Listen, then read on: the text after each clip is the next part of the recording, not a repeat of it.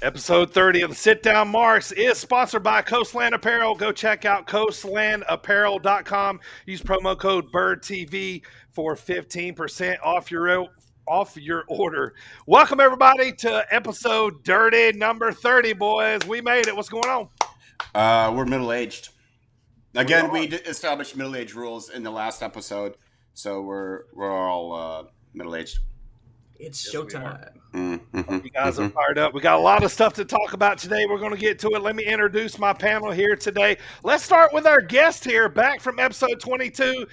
We went and saw some wrestling down in St. Louis last weekend with him. Had to bring him back. Mr. Thunder and Herd himself, Adam. What's going on, brother? Welcome. What's up, guys? We meet again. What's the Thunder and Herd's record right now, man? Where they at? It's 2-2. 2-2, 500, huh? That's loser talk right there. Hey, 2-2. Ask him about the Falcons. Oh yeah. We got our first dub this weekend, so one quicker than I thought we would have in the first 6 or 7 games. Yeah. So I'll take it. Let me introduce to you the co-host from the land of the rattlesnake, Mr. Team Extreme himself, all painted up like Sting today. So awesome. Editor and producer Primo, what's up, brother? Oh! Nice. What's up? Show? Not Surfer Sting though. Crow Sting. No, the better. not Sting. Yeah. The better Sting. Wait. I love all. I didn't say better, but All right. I will say I do enjoy the Crow Sting. Although I think one of my earlier face paints when I was a teenager, I used to do Surfer Sting a lot more. Well, yeah, like teen me loves. It was so easy to just do Crow this Sting. with face paint. Very Child well me done, loves though. Surfer It looks just. Oh, like, thank you. I'll tell my artist, my artiste, Let her know we approve. Miss Primo. Mrs. Primo back on the job. The other host, the babyface, straight out of Yo Mama's kitchen. Yo Mama's It's the editor and producer. Since Anthony Agogo hasn't been around for a long time, it's your moniker now, as for dropping the bread in the biscuit basket. The biscuits go in the basket. The biscuits. Hey Jay, welcome to the show, brother. Welcome. Oh, hi, Marks. What is it? It's 90 days or more. It's abandoned, so it's your phrase now. Yeah, it's mine. I claim it as my own. I get the old bread biscuit punch, the muffin punch. I'm gonna come up with a better. Right, I'm gonna combine all of them. The foo punch. All right, Beef, officially bring us in here. Let's get this show rolling. It's the Beefs are here, and I'm telling you, you better turn into the Sit Down Marks podcast with AJ, Dirty Bird, and Primo. And if you don't, Beef's gonna have to hit you with that beefy bomb. Tune in, folks. They won't disappoint you. Beef last weekend in St. Louis Anarchy, man. It What a heck of was. a show that was. I can't wait to talk about that later. But thank you, Beef, for saying hello to us as we ran the show. Me and Adam got to talk to him as we walked in. And I missed it. He's so over. Like, it amazes me how over he is in these live shows. When he raises his hand and says beef, the crowd instantly responds. Yeah, Man, he is an over gentleman. He is. We're going to talk about that later. And we're also going to talk about me and AJ got tickets to the October 22nd show.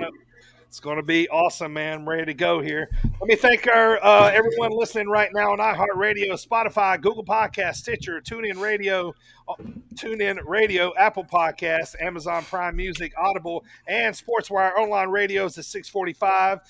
Right before the Thomas Bryce show throughout the week. And if you like the pod, go tell a friend, go tell anyone you work with, a coworker. Leave us a great 5-star review on whatever platform you listen from. Primo, let's get started, man. Wrestling history today and birthdays.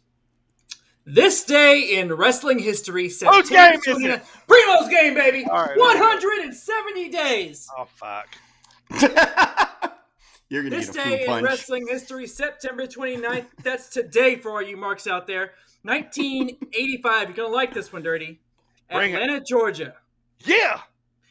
Ric Flair defeated Nikita Koloff to retain the NWA World Heavyweight Championship. Post-match, Ivan Koloff rushed the ring and Crusher Khrushchev closed the cage doors as the Koloffs assaulted Flair until NWA World Television Champion Dusty Rhodes made the save. Dusty Rhodes, baby. Yeah, Moments later, Ole and Anderson rushed in, locked the cage door, and the Andersons and Flair assaulted Rhodes in a trap. Whoa. This sounds Flair- amazing. Flair knee dropped Rhodes' ankle and applied the figure 4 until the cage door was finally open. This assault sets up Dusty Rhodes' famous Hard Times promo when he returned a month later. That's fantastic. That is legendary. That was 1985, man. Yep. So I was alive Koloff, the back Russian then. Sickle, This is lead up to Starrcade. Ivan Koloff, the Russian Bear, Crusher Khrushchev, who ended up being in Demolition as Smash later on down the road. Wait, really? He was Smash? It was Crusher Khrushchev, yes, it was. Really? He was worthless in Yes. Demolition. I know a little bit of useless knowledge like that, so awesome, nice, man. That was that was big, man. I mean, yeah, it produced the Hard Times promo. We talked about it plenty of times Hard times, baby. on this podcast, so love it. All right, moving forward. 1998. Raw is War. Had two, not just one, but two of the most notable Raw moments of all time. If you watch the top 25 Raw moments of all time, top 100, whatever, these two are going to be on there. Mr. McMahon was in the hospital. Mankind, in a feeble attempt to cheer up Mr. McMahon, introduced a sock puppet, Mr. Sacco. Mr. McMahon's Sacco. utter disdain for the puppet had the opposite effect, and fans warmed up to the sweat sock. Mick Foley would incorporate it into his finisher, the mandible claw. Mr. Sacco would go on to become one of the most over props in wrestling history. Later in the show, though, a disguised Stone Cold Steve Austin as the nurse Austin assaulted McMahon in the hospital room, even giving the boss an impromptu rectal exam. That's right. This moment is known in wrestling lore as the bedpan McMahon situation. Oh, good stuff, man. In the heat of the McMahon Stone Cold Thumb right to The old yeah, thumb in the old brown hole. yeah. Was that necessary? Like Jesus. What was that like South Park episode? They're like, see this thumb right here? I'm gonna take a stick right up your butthole. They were impersonating one of the animal hunter. The crocodile hunter. That was it. Yep. Stick my thumb right up his bum. Crikey. All right. Wrestling birthdays on this day, September 29th, 1986. None other than my big brother. Happy birthday, bro. Happy Love birthday, you. Kevin Owens lookalike. That's why I got the Yes. shirt on today. That's by the right. way. He is a There it is. KO lookalike. There you go. Everybody right there. knows it. Happy birthday. I've never seen him before. Hey, so. brother Primo. Brother Primo, brother. Brother Primo KO. 1985. Candice LeRae. I saw that. Episode 36. Me and Adam seen her wrestle a lot up close. That must be fun. Right now, she's got a bun in the oven. A bun in the oven. Do we know what it is yet? Boy or girl, they said? No. The bun punch. Actually, I don't know. that Did doesn't they? work. I'm not sure. Baby Maybe. Actually, they did. It's a boy, I think. Oh, okay, cool. Baby Um, wrestling. 1971. Stacy Carter, otherwise known as the Cat or Miss Kitty. The cat. Yeah. That was how the whole puppies thing started, right? Puppies! Wasn't it Miss Kitty? That is 100% it. Yeah. Yeah. Lawler. Because Lawler was, Oh, yeah. I don't know if it was while they were dating. They end up whatever later, but yeah, that was how the whole thing started. Was he called her boobs puppies. Yeah. Well, and she showed him on what pay-per-view was that, where they were in the pool and the cat was just Oh, like, the boobies! Blood and stuff everywhere. Stephanie was involved, I think. And then someone freaked out and grabbed a towel. And Mae Young, maybe. I think it was Sergeant Slaughter is the one who came out with a towel. Yes. And I was like, no! The Sarge. No boobs, ultimate puke. Have you ever noticed how he has like the biggest underbite in the history of underbites? Yeah, Like, but it when he worked just- for his gimmick. It ain't his bite; it's his jaw that sits down lower. I think Ultimate puke. his whole chin out. I met I him love one Sergeant time. Slaughter. Super cool dude, man. Oh yeah, you sent me that picture. He looked awesome. Yeah. Hey, guess what? Yeah. 1970. Tajiri. Tadgers? Love Oh, Was Tadgers. it Japanese buzzsaw? Yeah, the the Japanese Japanese buzzsaw. buzzsaw. Yeah, man, he was in a. ECW awesomeness. And that is this day in wrestling history and birthdays. Ah, I want to throw a Tadgers. quick shout out to a former guest of the show, Ishmael Vaughn. Ishmael Today is Vaughn. his birthday. He is 27. Happy birthday, Hey, Ishmael. happy Happy birthday, birthday, Ishmael Thank you, Ishmael. sir. Awesome. Go check Thank out you. his episode. He was on here earlier. AJ, I, talk to I me, also man. saw he's tag champs with Kid Bandit. Yeah, Kid Kid Bandit, Bandit. yeah, Kid they're, Bandit. Good for them. Yeah, they are together. Up, nice little combo together, back and forth. AJ, talk to me, man. What's going on in the headlines in wrestling? Well, I get kind of sad every time you throw to me, and it's not my game, so I don't get to say it's AJ's game, baby. Whose game it's- is it? Nah, see, it doesn't work. Primo's game, baby. I gave it. See, even when it's not Primo's game, it's still Primo's game. We got to come up. We got to come up with something for you. Whose buddy. kitchen is it? AJ's kitchen, baby. Anyways, so a couple of news notes, headlines, all that good stuff. Couple of pay-per-views have announced their locations. One for sure, one rumored. Royal Rumble is going to be in St. Louis in 2022, and all of us are going. So everyone, Yeah, I mean that's signed up. You couldn't be happier. I hate that drive. shut up! You're going. You just did it. You Adam, can do it again. Adam, it's a Sunday night. You'll just spend the night at my house and go home Monday. Just Yeah, take, it's fine. take Monday off. Just take I'm gonna Monday have off. to fly over. Yeah. It's quite a drive Yeah, for me. everybody can stay at my house. Well, AJ's got his own house at home. I got an extra bedroom too. So But yeah, but there you everybody, go. yeah. Free Oh, hotels. no, I'm sorry, guys. I'm sorry. It's on a Saturday night this year. Yeah, Yeah. because Yeah, even Takeover better. is going to be. We get It's a day to recover. January 29th, I think. But Mhm. still, anybody, you can stay at my house. Anybody, on the pod. Another pay-per-view. Anybody out there? Another one that we're all going to go to. Rumored SummerSlam appearance in the UK for 2022 on the Oh, 30th. we're all going to that one? Yes, we're all going to Yes. fly over for that one. Hot. RP, hook it up. Get your passports ready. It's the 30th anniversary of the 1992 show in Wembley Stadium when Bret Hart lost the IC belt to the British Bulldog, which is one of my favorite pay-per-views of all time. Awesome pay-per-view. So I know one of my hands down favorite. That's one of my favorite matches. This is the 30th anniversary. Well, this isn't, but next year will be the Gotta 30th get the anniversary. RP Davies RPD chant going.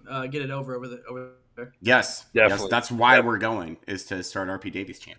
That is cool. I'm glad they're finally going to get a big pay-per-view over there, man. That's cool. I know that's not like some one-off B show. Like they're getting one of the major ones again. And then it'll come on at like 2:00 in the afternoon here. 1 Hell o'clock. yeah. So that's awesome, man.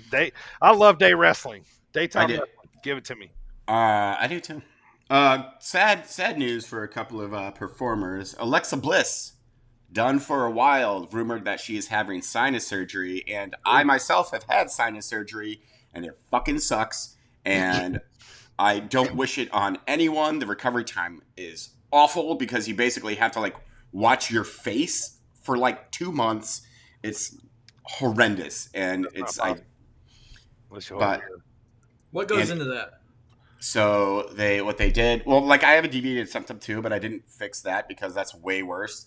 So what they do is they go in to your brain, or they can go through your eye too. When I did it, they went up my nose, but they can go in through your eye as well, and they cut some stuff and they do some things, and then they take a chisel and they bash it in your face, and that's not all true, but it's basically that's what it feels like when you wake up. Is that your face got bashed with a chisel? It's awful. Real. Real. So yeah, don't get it. It's horrible. However, it helps a lot. Also, Sheamus is having surgery. I couldn't find. I don't know if you guys found what for, but he's having surgery as well. So he's done for a while. Both of those are very sad. A couple of other notes. Ratings for NXT are way down. I don't know if you guys saw that. They dropped by like 12% this week alone, which they also dropped last week from the previous week. Like it's not a good situation. Man, that's you think it's because of the new Yep. 2.0 I and absolutely did. the revamp? Ew, Uh, I don't know. I absolutely think it has everything to do with that. I think it has Adam Cole leaving. I think it's the revamp. I think it's just a terrible decision. Like everything surrounding NXT right now, while it's still a good show, is none of it was great. So yeah, ratings are way down, and even more depressing for NXT is like in the key demographic, they're like 18 to 49. They dropped a huge margin. It was like 30% or something like that, which is that's like alarm bell number. Yeah. Well, they had to know that a Percentage-wise. dip was coming, it's kind of like, go all in and take 3 steps back to, rebuild and, come back. They had to know what's going to happen. But, here's the thing is, they stick with the plan, do they, and come back strong or, Mm. it looks like a totally different product right now from the venue to the athletes. You know what I mean? Yeah.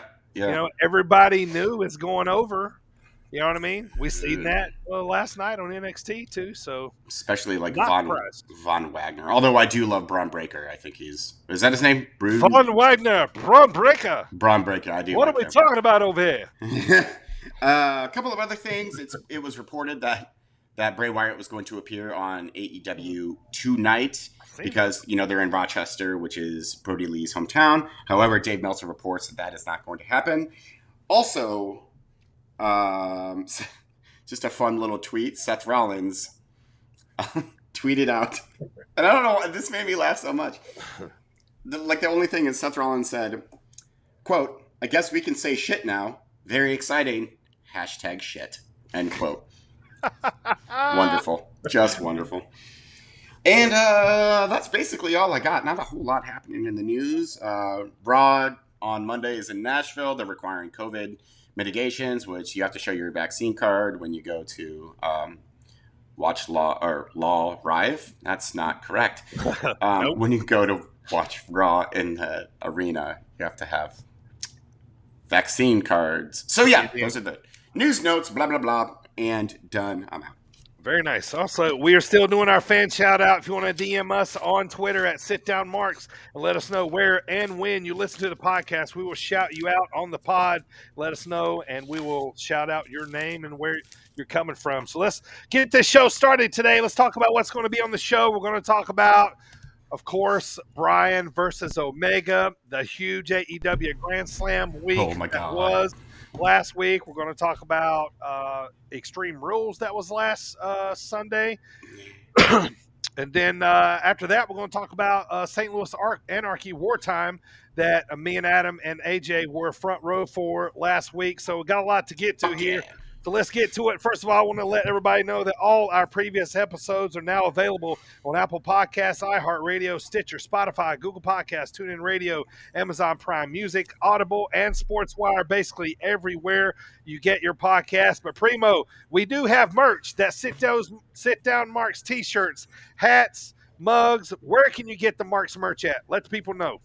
Well, Dirty, let me tell you where you can get your Marks merch. Whoa, why don't you? Thank you. tpublic.com/stores, STORES /sit-down-marks, all one word. SITDOWNMARKS. Buy our stuff. You heard it from the tribal chief himself. That's right. The Sting face-painted tribal chief. You got a lot of gimmicks going on right now. Let's get this wrestling underway, man. I'm excited to talk about what happened. Let's talk about last week. Last Wednesday, AJ, AEW Dynamite, probably the most anticipated Dynamite to date. Even with a possible a Punk, this was big, man. This was, this hype, this match had the hype coming into it. We've been wanting to see this match our whole life. It was great to see it on a main stage. And the cool thing was they got right to it right off the bat. So, AJ, AEW Dynamite, man, let's talk about it. So their kickoff, Omega versus Bryan Danielson, this would main event, anything in New Japan. This is a WrestleMania main event. This is amazing. And they start off their weekly program with it. And wow. Like this is my favorite match of the year. And that takes a lot to say considering the, Lucha Brothers versus the Young Bucks happened, 2 weeks ago? Yeah. Oh my God, was this match amazing?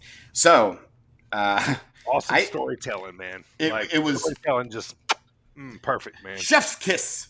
Chef's kiss. Mwah. Win a chef. Ferdy. Birdie, birdie, birdie, birdie. Birdie. I don't know how to do the Swedish chef kiss. So, so for my notes for Dynamite, 2.5 pages, 2 pages of it is this match. I actually had to stop taking notes at one point. So I'm just going to try and go through this as best I can. The crowd, first of all, is unbelievable. They love everything and pop for absolutely everything. Like Yep. they were going nuts for just the two guys standing in the ring. You know, it was a collar and elbow tie up. They went nuts. It was a light punch. They went nuts. It was the crowd sent this match to a whole different level.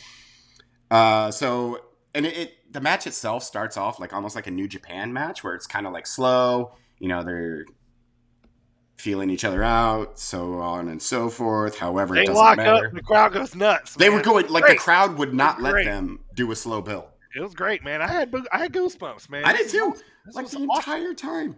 Adam, talk to me, man. What were you feeling right here when these guys locked up, man? Yeah. I was. One second. Sorry. Little No bored. worries. He was a little bored with it. Like he just didn't even want to talk about it. He's like, you know what? Fuck that match. I'm leaving. Well, I watched it not live. You know, but just I tried to, just couldn't make it happen.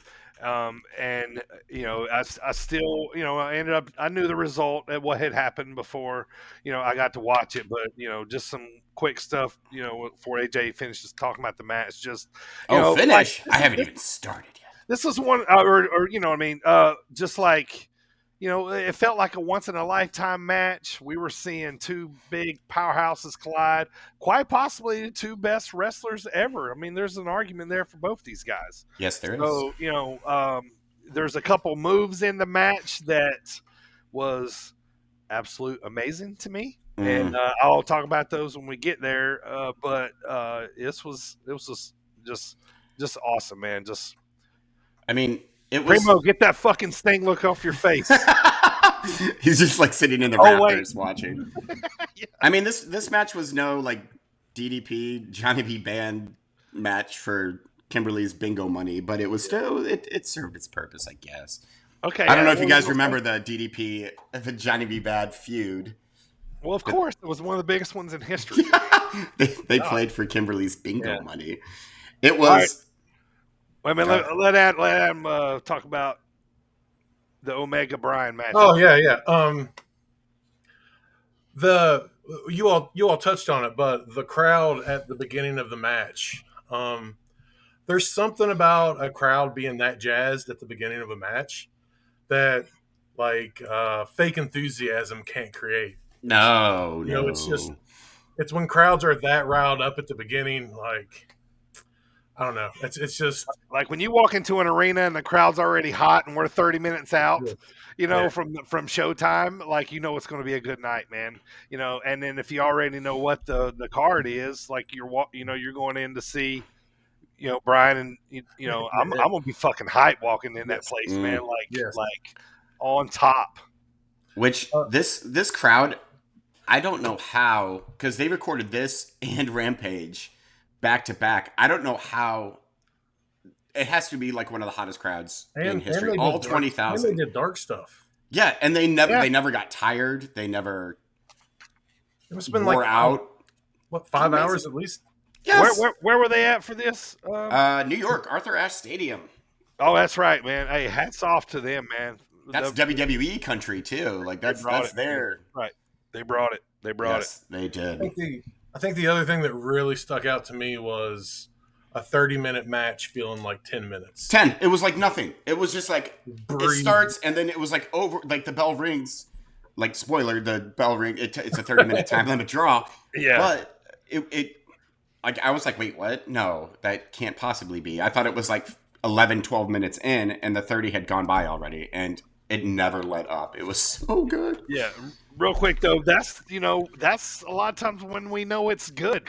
You know, like another reason. You know, I'll say this too. You know, comparable, not comparable, whatever you want. You know, just because I want to relate to it. But we were, you know, ringside for Makabe versus Jeremy Wyatt. last Friday night at Anarchy, and like when the bell rang and that match started, like I felt like we were like watching. I was like, and then it was over, and I was like, holy cow, that was sweet. But I can't wait to watch it again because like I was so into it, I and was too. that's how you know it's that good, man. So when you're that involved, you know. Speaking of Daniel Makabe, guess what move Brian Danielson hit? And I Yes. marked the Glad fuck out. Did y'all I see went that? nuts. Did you not? You didn't see my text message? Remo sent the text though. Yeah, No, I missed it. yeah. I was said, what did I say? I said, Brian Danielson just hit cattle mutilation. The cattle, Holy oh fuck. yeah, the Yep. cattle. He hit the cattle mutilation. It was unbelievable. I was going nuts. I marked out for that. When I saw Yeah. that, I was like, Mhm. whoa! Right. Also, And then the fact, sorry, I don't mean to cut you off. no, But continue. one side note, one thing I really love, aside from just this match, I love that Excalibur has the proper names for all All these the moves. out there. Yes, Yeah, all he the knows moves. all of them, and Awesome. it adds so much to the match. Like Yeah. you go to like WWE and Michael Cole's like, what a wrestling move, and it's like, Yeah. Yeah. come on, man, stop. Vintage! His brain Fuck off. is like the perfect wrestling announcer. You know, they say he's like this generation's Mike Tenay. Mike Tenay was kind of that way too. Like Mhm. all the technical moves and names for him and stuff. Excalibur, man. Like I remember calling he used to call PWG shows, I think, and Mhm. you know, Right. and Forever. like I think he's great, man. Like he is. I love the mask gimmick to go with it. Like we can walk around in public without a mask and not know it's him. It's No. great. You know what I mean? But yeah. All right, AJ, get to the match, man. Let's do it. So this is just a minute. By the way, Tony Schiavone mentions that this is Daniel Bryan's first match in 145 days. He did this after 145 days off. It was amazing. So Ready. you know they Omega takes control for a lot of the match. But Brian makes his comeback with, hitting chops, kicks, his backflip off the top rope that he hasn't done in 145 days. He hits a top rope Hurricane Rana, which is awesome. And then Omega, in response, hits a standing Hurricane Rana, also awesome. Then we have the amazing cattle mutilation, which is fucking awesome. I That's went great, nuts. man. I love Also, seeing that on TV. like, you guys know how much I love the V trigger, but this time Omega hits the coolest V trigger. That was one of the moves. Oh my god! He trigger, man. He goes off the ramp all the off way the ramp, to the right? back of Yeah. the ramp, runs Oh, down, and just smashes him with a V trigger. Oh, I thought, God, don't break Daniel's neck, please. Oh, I know. And when he hit the dragon suplex onto the ramp, I was like, please don't do that to Brian Danielson. This is no good. Oh, also, I despise the buckle bomb, but Omega hits the safest buckle bomb I've ever seen. Sure. Seth Rollins, please fucking take note. This is how you do a buckle bomb. Like, you don't just hove the back of their heads into the top buckle. Right. And yes, we do love Omega. We do. It's true. Moggle.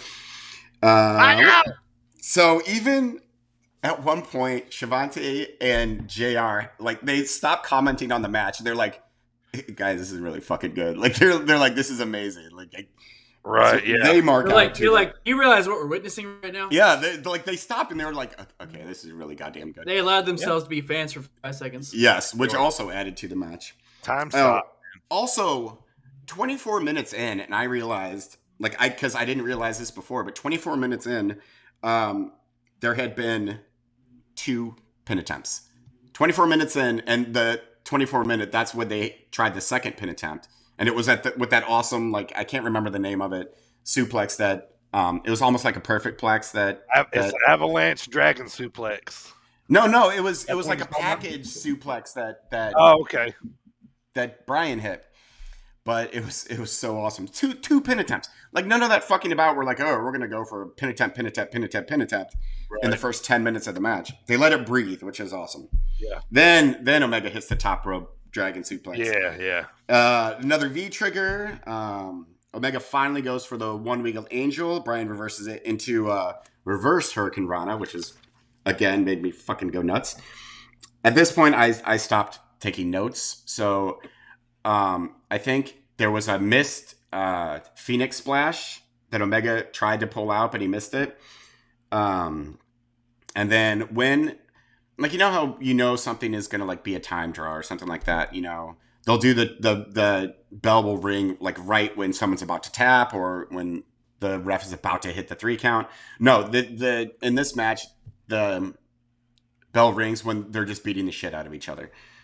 Like that's what they were doing when the bell rang. They're still beating the shit out of each other.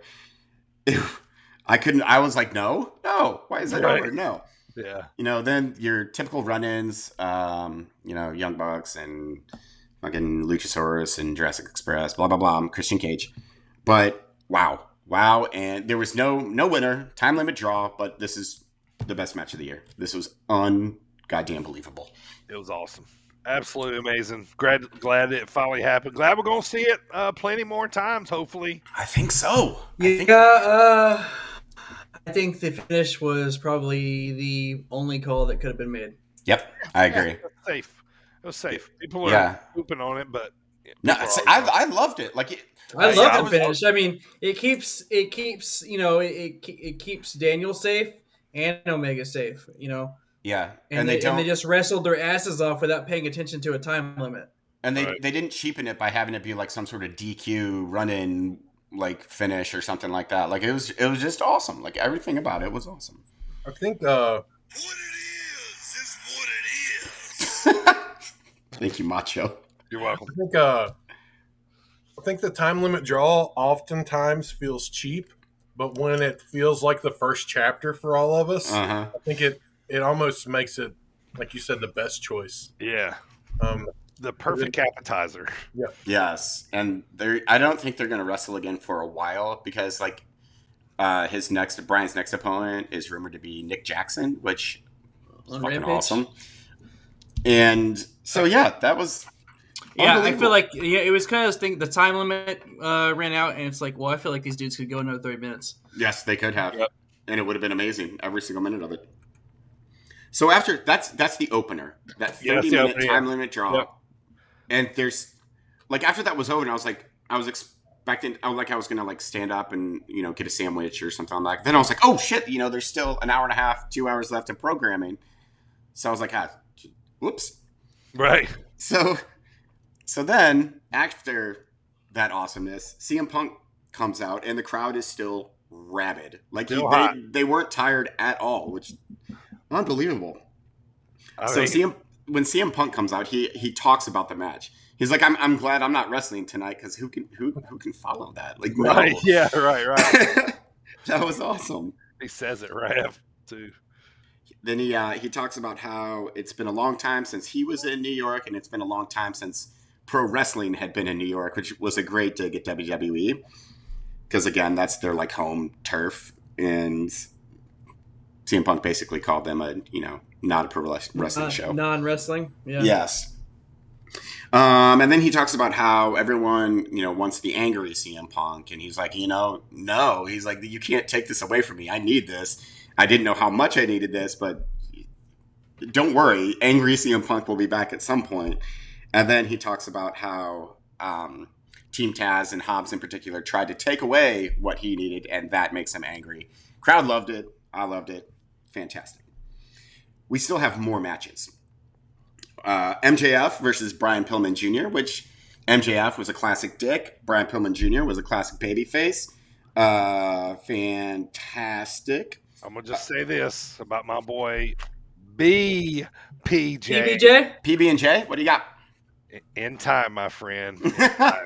I think you're actually right because he looked pretty good. In time, my friend. We're gonna shine him up a little. He's rough around the edges still, but he's getting better. 2022. 23. It was 23. How old is he? He's 25, 26, something like that. Yeah. I said earlier in the podcast in the early days that he'd be AEW champ by 2023 or sometime by 2023. So I got a little time. He's 28. Oh wow, I didn't know he was that old. Oh yeah. Yeah, he's a has-been already. We're good. Send him to the glue factory. That's where they send horses when they can't run anymore. To glue factory. that a movie quote or No, that's what just happened here? my regular nonsense. Oh, You okay. being a weirdo. What movie is that from? Oh, my weird No brain. movie, just the AJ constant movie in my brain. I wish you guys could live in my brain sometimes.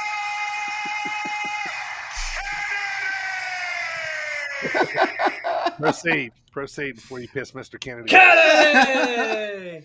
Yeah, we did some of Anyways, that. so in this particular match with MJF We and did, PB&J, all kinds of initials. MJF uses Julia Hart as a shield, which then allows him to reverse a springboard clothesline and get the salt of the earth for the submission. Fun match. PB&J looked absolutely fantastic. Everything about this did its job. Up next, The Malachi Bengal Black tights can go though.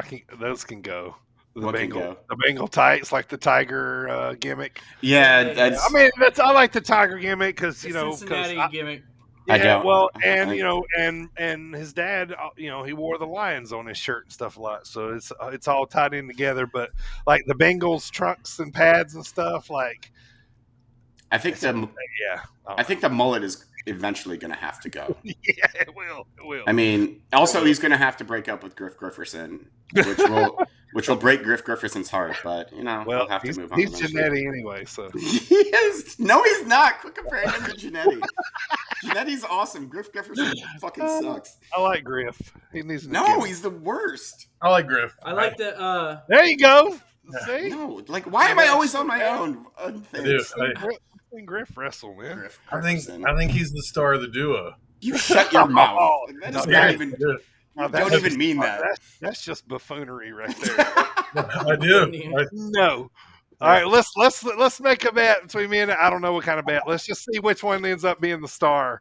How long do we give it? Another week and a half before Griff Grifferson is like, wow, even I know that I suck. I'm gonna go No. ahead and He's the sit down. Janetti. No, he's not the he's not. He's. I don't the, mean he's a Janetti in the bad way. I'm just mean, but I'm glad you're saying that so I can clarify. I don't mean he's in the bad way. I just mean that Brian is more the Sean. He's going to be the star. No, but I like Janetti. Yeah.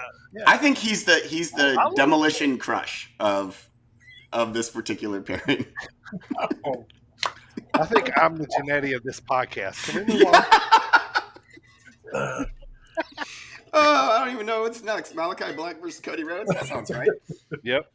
Brandy Rhodes is back. She has a cool spot where Malachi does a little flippy and then into the CM Punk sit.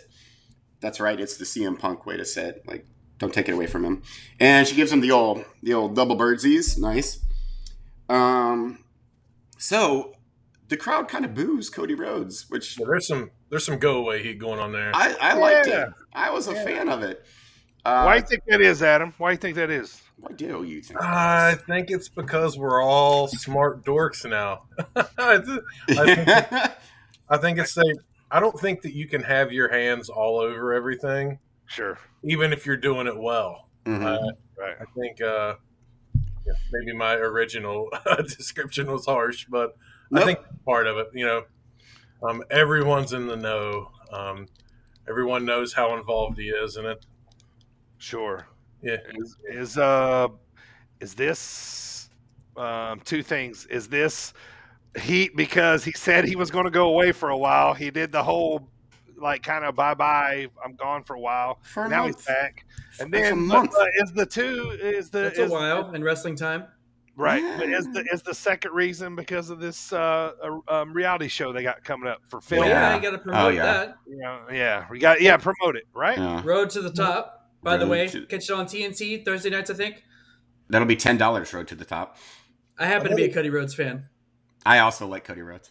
Another thing that I think it might have been was Cody and Brandy getting face spots, and they're going against a guy that the whole crowd wanted to win. Mhm. So even though that was the actual dynamic, he's the face, Malachi's the heel, but with the crowd, that wasn't the in real time dynamic of the match. No, it was Yeah.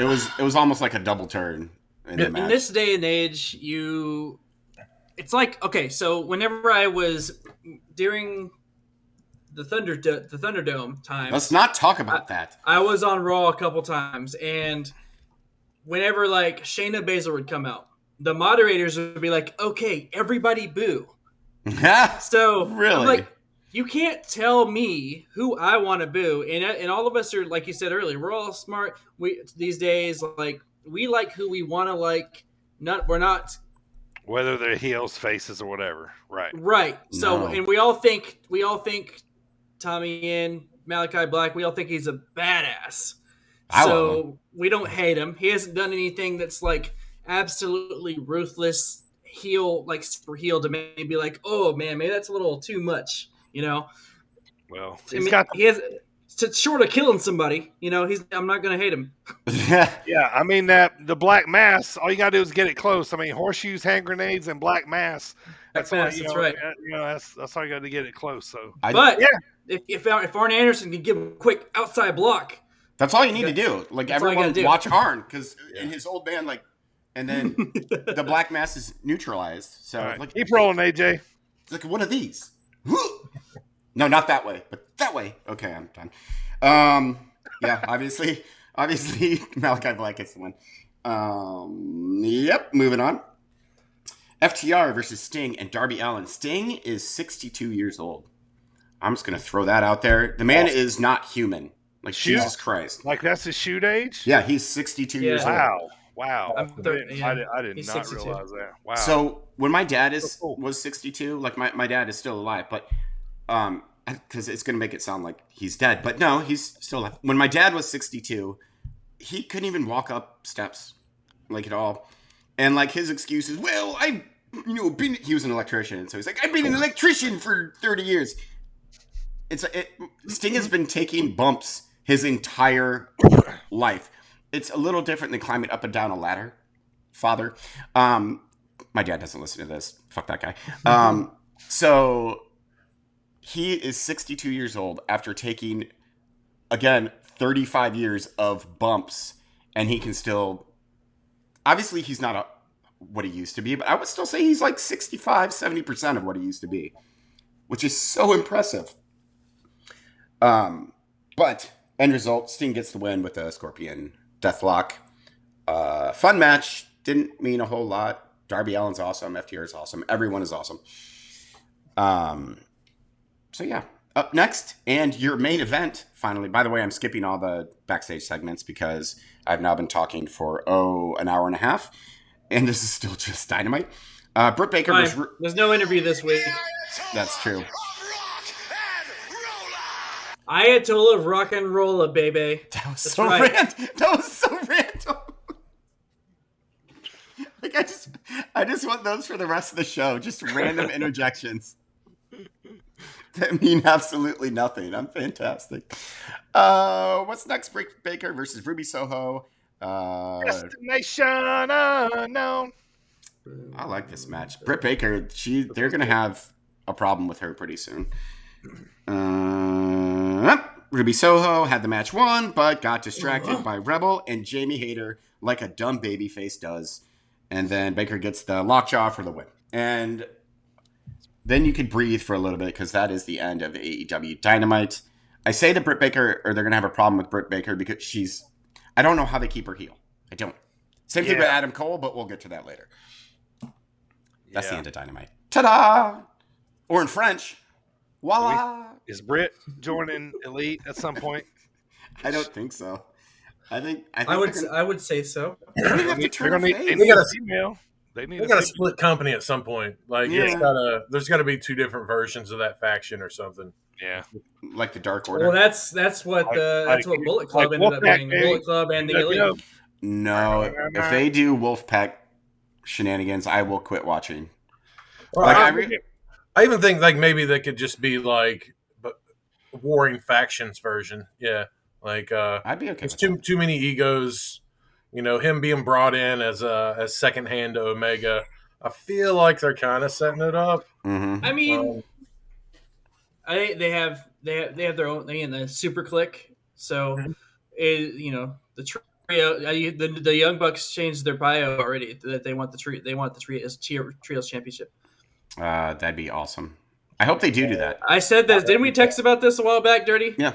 Yeah, but I don't think was I the only one that don't like it. I don't like it. I love made- Yeah, trios. the trios champ. It's made up Oh. titles. I love. It's I mean, not. technically All all right, the well then titles are let's made have up. a They're all European- made up.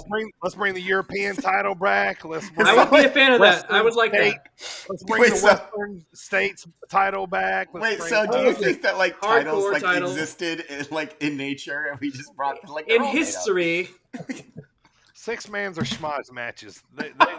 They did that in the '80s, man. They did No, that. man. tag team match, player. This way, using it as like an action sprint, like yeah, absolutely. It won't. It's not going to be like you really got the long, slow build tag matches. I just I'm like gonna all the use- the 3-man factions. You got, It's faction titles. That's what they are. Yeah. Okay, I see your point. Super Yeah. Click, or you got freaking Yeah, Death they'll- Triangle. They'll Jungle, hold on to them anyway. What are they called? Jurassic Clearly, Express. the Gun Club. We're all thinking the Gun Club, aren't we? I know. That AJ. was I was saving the best for last. Okay, all right. Right, AJ? Yes. Wait, what was the question? I kind of spaced The out. Gun there for a Club little is the bit. best trio. All right, let me jump in here and yes. get this rest of this podcast rolling here. Let me talk about what's happening this weekend on the Indies. We got AAW at Bourbon Street in Chicago. This plate holds a special place in my heart. This is a place where I met Adam for the first time. We sit next to each other Aw. ringside, and we've been going to Aw. wrestling shows It's a together. sweet ever story. since. Oh, it Do you is. go It back- is. Do you go back for anniversaries? Sometimes, We yeah. We do sometimes. But Interlock anyway, fingers. Friday night defining moment at Bourbon Street, Chicago, Illinois. Big man hug. We got not this weekend, but we'll be talking about it later. St. Louis Anarchy. They just announced a show for October 22nd. We'll talk about that later when we cover the wartime show. All right. Also, this weekend. All right. It's Minoru Suzuki weekend, everybody, because he is at a lot of places this weekend. One of the places he's at is PWX on Saturday. The card is called Hail to the King. It's advertised in Concord. Minoru Suzuki versus Anthony Henry is who he'll be taking on there. And then October 3rd, Sunday after, he'll be in St. Louis for Glory Pro Wrestling, Little Ring of Horrors, and he's going to be wrestling Davey Richards. So that's going to be all there. Yeah, pretty cool. And then also coming up this weekend, Zawa Live is wrestling in Oregon, Illinois. I believe Bucky is on that one, Bucky Collins. Our boy Bucky. Couple notes this weekend of what happened this past weekend. Limitless Wrestling, Anthony Green is the new champ there. And also, you guys heard me talk about Eddie Kingston was at Defy up in the Seattle? Northwest, Seattle last weekend, and Moxley ended up showing up as a surprise. So he was there. And then also some other notes real quick. Adam, PWG was Sunday night, right? yes, that was Sunday. 18th anniversary show was in LA, correct? Did you make Yeah. it? I did not make it. I had to cancel it. Just had some personal stuff and work stuff going on. Canceled the trip. Bummed, but Easy ticket to sell, though. Easy ticket. it was. To sell. Yeah. yeah. Yeah. That was especially. Couple notes of what happened that night. Bandito defeated Davey Richards. Evil Uno defeated Tony Deppen. Alex Shelley beat your boy Jonathan Gresham, which was I think that was interesting. number one contenders match, I believe. Number one contenders match, yeah.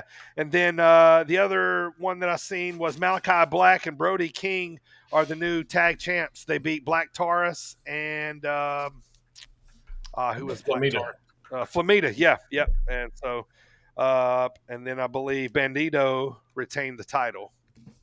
Ain't Bandito champion there, I believe. Yes. Yep. All right, so that's what happened on the Indies this weekend. We'll be talking about St. Louis Anarchy later. Make sure I got to everything there. Yep. All right, so Yes, you with the face paint. go, Sting. All right. Sorry. Speaking of Alex Shelley, did you see that him and Maccabi are finally facing off? Oh, are they? When? Where? Sign me up. Yeah. Pacific Northwest. Yes. Ah, Yeah. I love going up there, man. So depending on when it is, I'll I go. guess I, I I guess did that I, can. I did Yeah, see that. I it's retweeted Rise it. of the Dragon. Yeah, What's the When? town? What's the town? it That's doesn't. it's the WAC promotion. Is Yeah, Yeah, that without a yeah. It's cause. in it's is in that Portland? Everett, Everett. Washington. Everett, Washington. Everett. Let's go. Yeah, VFW Post 2100. Be the there. home of Daniel Bryan and Kurt Cobain. It's Aberdeen. Aberdeen. That's Aberdeen. Why do That I is think that's Everett. Everett? Fuck, I'm stupid. Everett. All Everett right, let me has get to what I do trees. know about Impact Wrestling. Was that all you had, Primo? Right?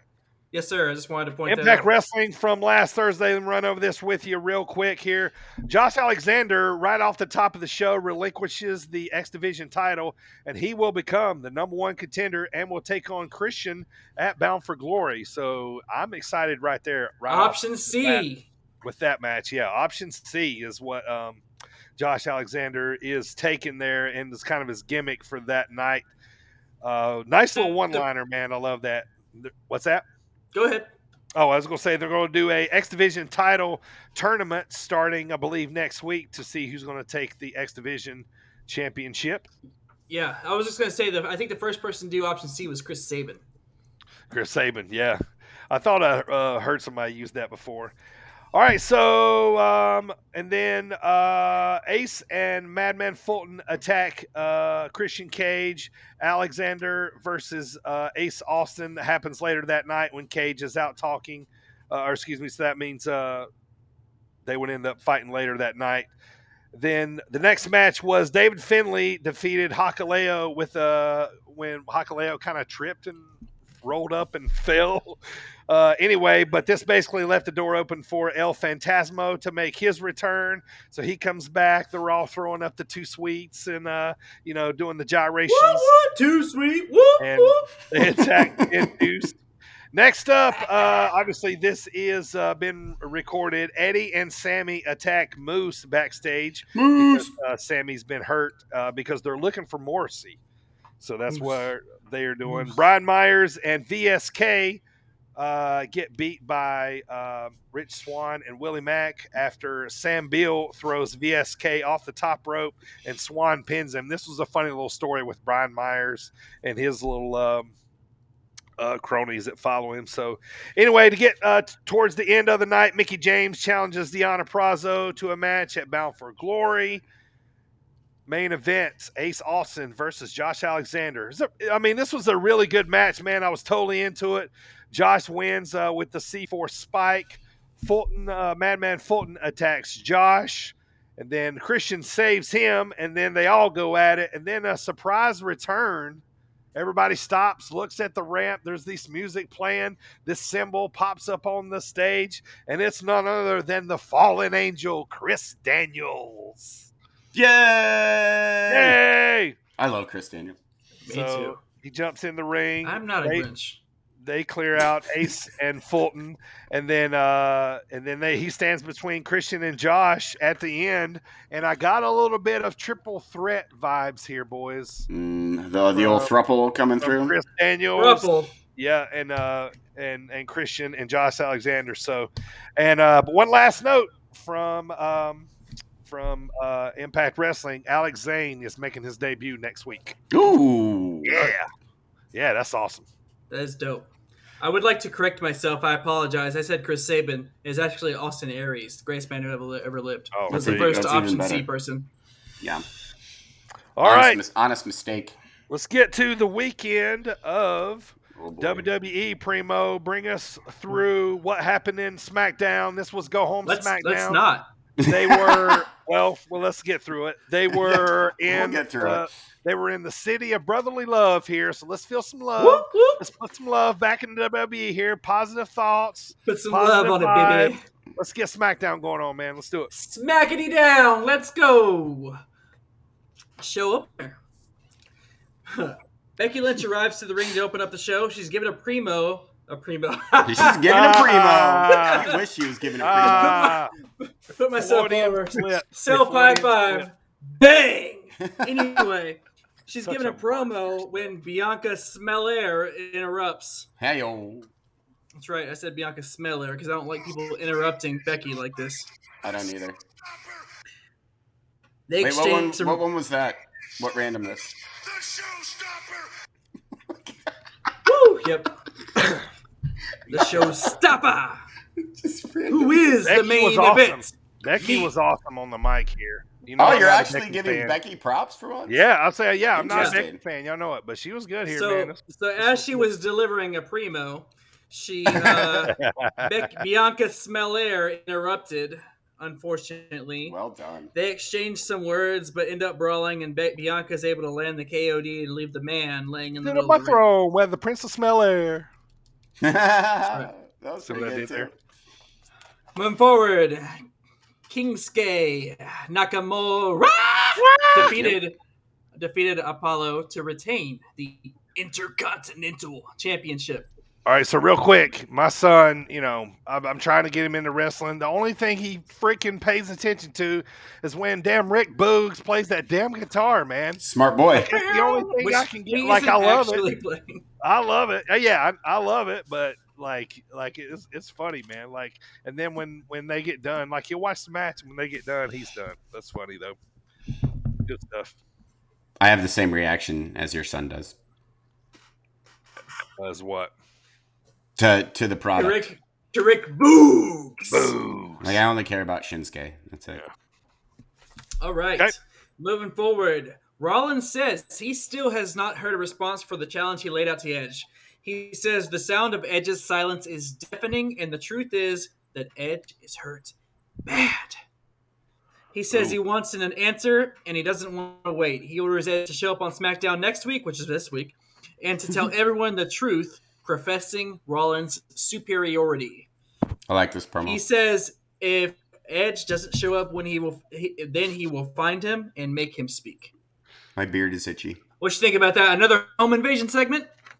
Yep. God, I hope so. Every week. Last home invasion segment we saw what was Triple H and Randy Orton's home? Yeah. No, it was AJ Randy Styles. Orton. No, It was- Samoa Joe, AJ Styles, wasn't it? No, it was. Did he go to his Randy- house? Hey, Joe went to AJ's house. Did he? Wasn't that who did it? How's our girl Wendy? Yeah. I think you mean it was Randy Orton going to Bray Wyatt's house. That was a that was a match. Yeah, but Bray Wyatt had throw pillows on his was- couch. That had to be before he did. He burned down Sister Abigail. Shit, I forgot about this. He had throw pillows. That bent people out of shape on wrestling Twitter. Remember Oh, that? yeah. Like, oh my god, yeah. I loved it. It was like when the Starbucks cup was sitting on the The Game, of Thrones. Yes, you knew. You knew. Yep. Yeah. Exactly. Great. That's good stuff.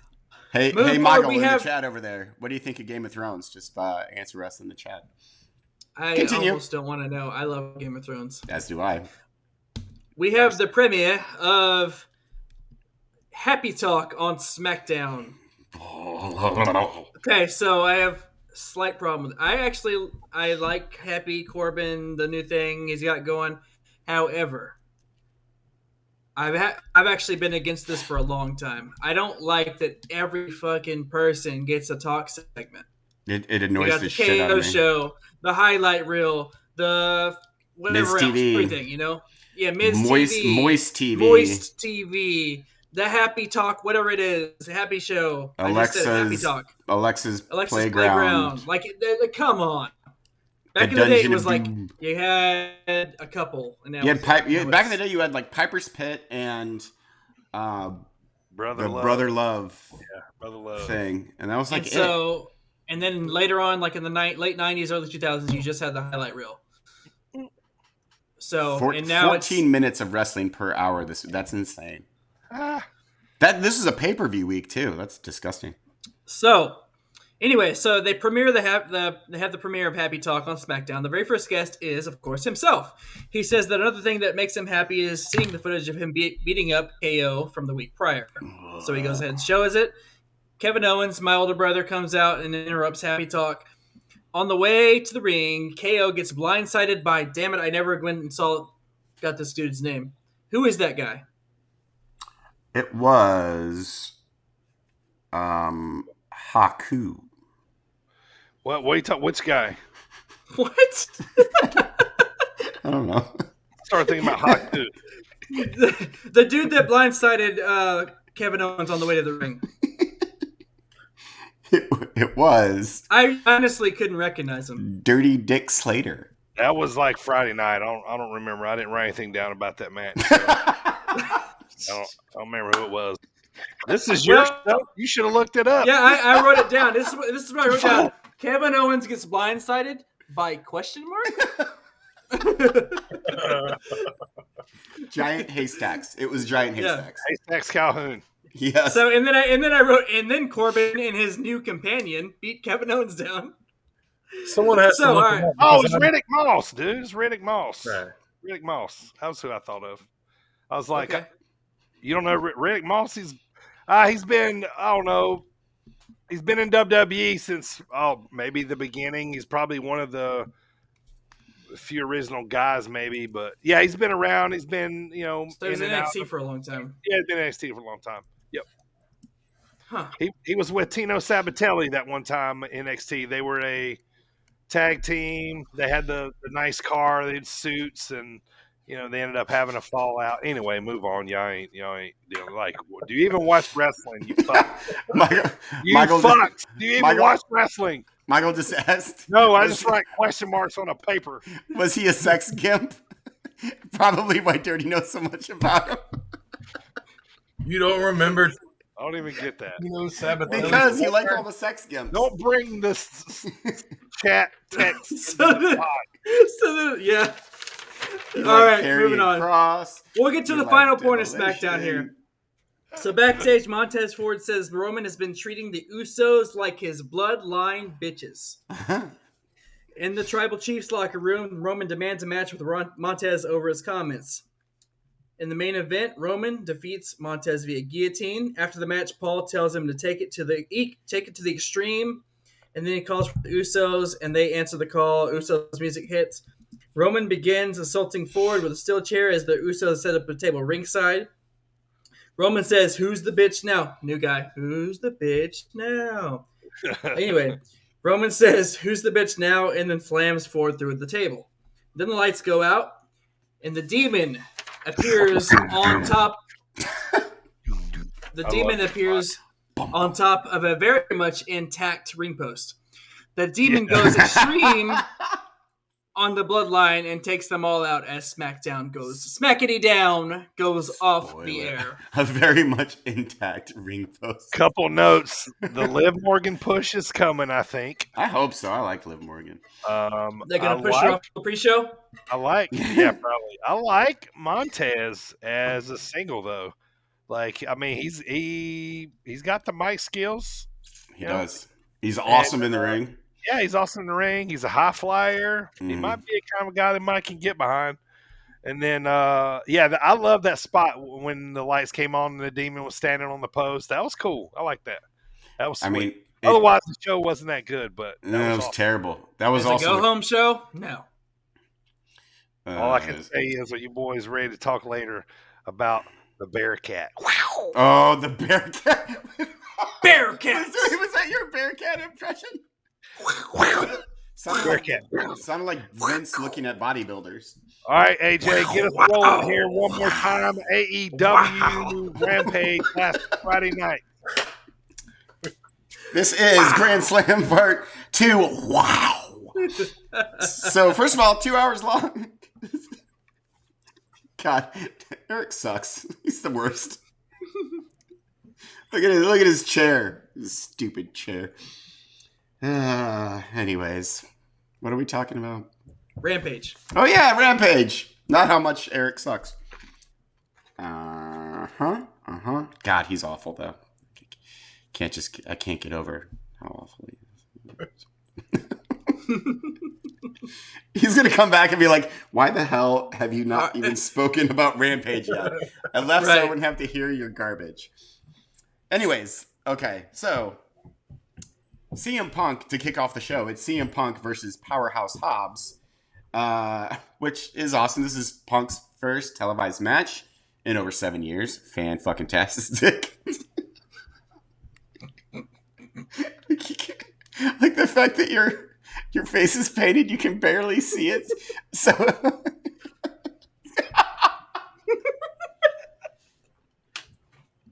so wrestling and stuff. Okay, everything's fine. It's fine. So, CM Punk versus Powerhouse Hobbs. Hobbs controls most of the match. Punk sold really, really well for him. Made him look like $1,000,000. He makes his comeback, though. Hits a swinging neck breaker and then running knees and then a lovely Swedish chef kiss, Macho Man elbow. Fruity. And then he does hit. Did you guys see the awkward Hurricane Rana that Oh yeah. Yeah, where he lands on his head. Well, Yeah. I was like, It was maybe save that one for later. Didn't look great, but it was fine. You know, everything was fine. So the end of the match, Hobbs runs into Hook, and then Punk gets the GTS for the win. It was awesome. I loved it. It was fantastic. Up next, the Young Bucks and Adam Cole versus Jurassic Express and Christian. Okay, Adam Cole is Super Click. the crowd loves him so much. They are never going to boo Adam Cole. Baby! They're never gonna boo him. Don't ever. say never. He might make JR kiss his ass or something, and then Boom. everybody hates him. Well, I don't he's even know if already- that'll do it. This is wrestling. That's a good point. Yes. It's gonna take a lot. So Young Bucks and Adam Cole versus Jurassic Express and Christian. Jungle Boy once again looks awesome. That's another one of your calls there, Eric. You're 2 for 2 currently.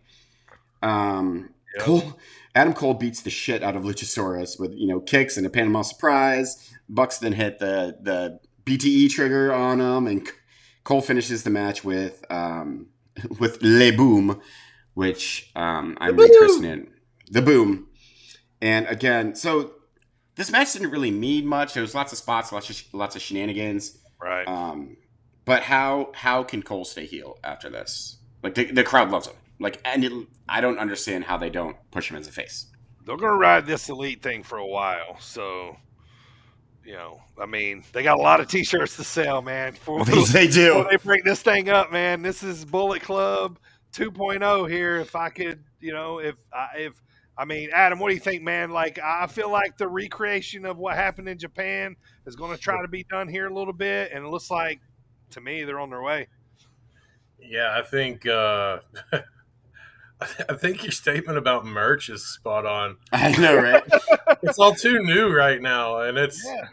I've heard merch numbers for a lot of the new guys that have come in, and it is ridiculous. Oh, I'm Silly, starting to silly see it stuff. more on the streets and stuff. I don't know about y'all, man, but the AEW merch is out there. Yeah, and without that, with it still being new, I feel like eventually that they're going to have to split that group and have them go at each other. But yeah, I think that that it's going to roll for a while. Yeah, they're going to sell a shit ton together, and they're going to sell a shit ton against each other. So Yes, they are. In this day and age, you can't. It's hard to with the internet age, to basically say you guys have to hate Adam Cole just because we say he's a heel.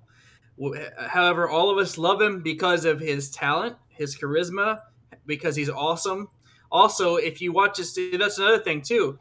Back in the 80s, early 90s, wrestlers were living the gimmick, brother. They didn't break kayfabe. But now you go watch 5 minutes of Adam Cole's Twitter, and you realize he's one of the sweetest men walking on the planet. Mhm. Yeah, he is.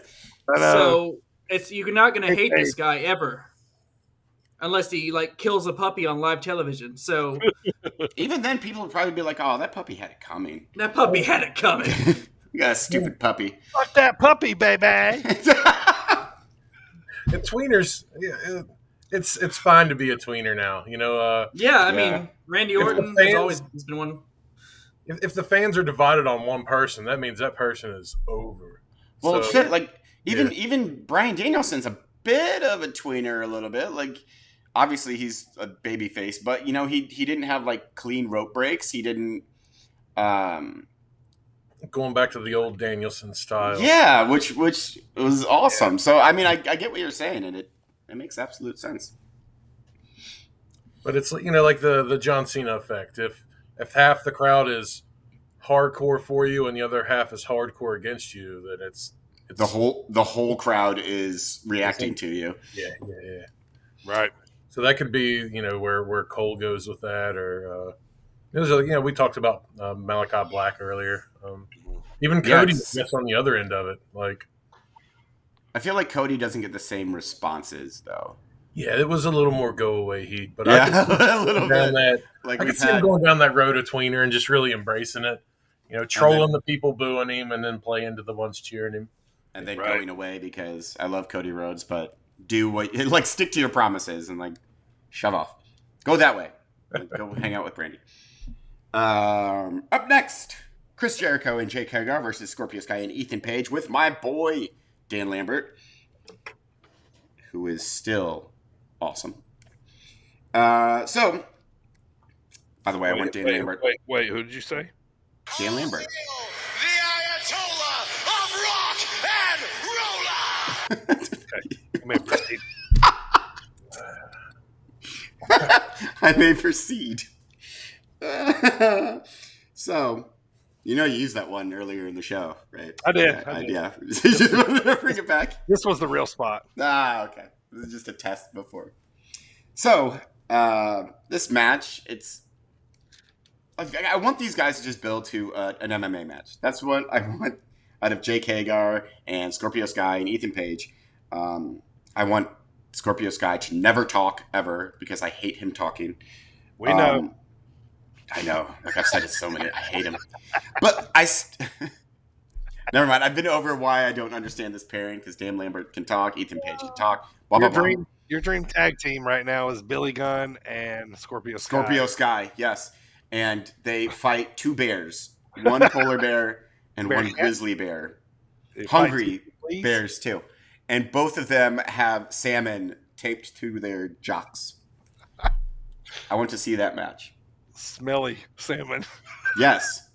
So, and and both Billy Gunn and Scorpio Sky have to punch a bear cub right in front of the two bears in the ring. I'm getting way too deep with this.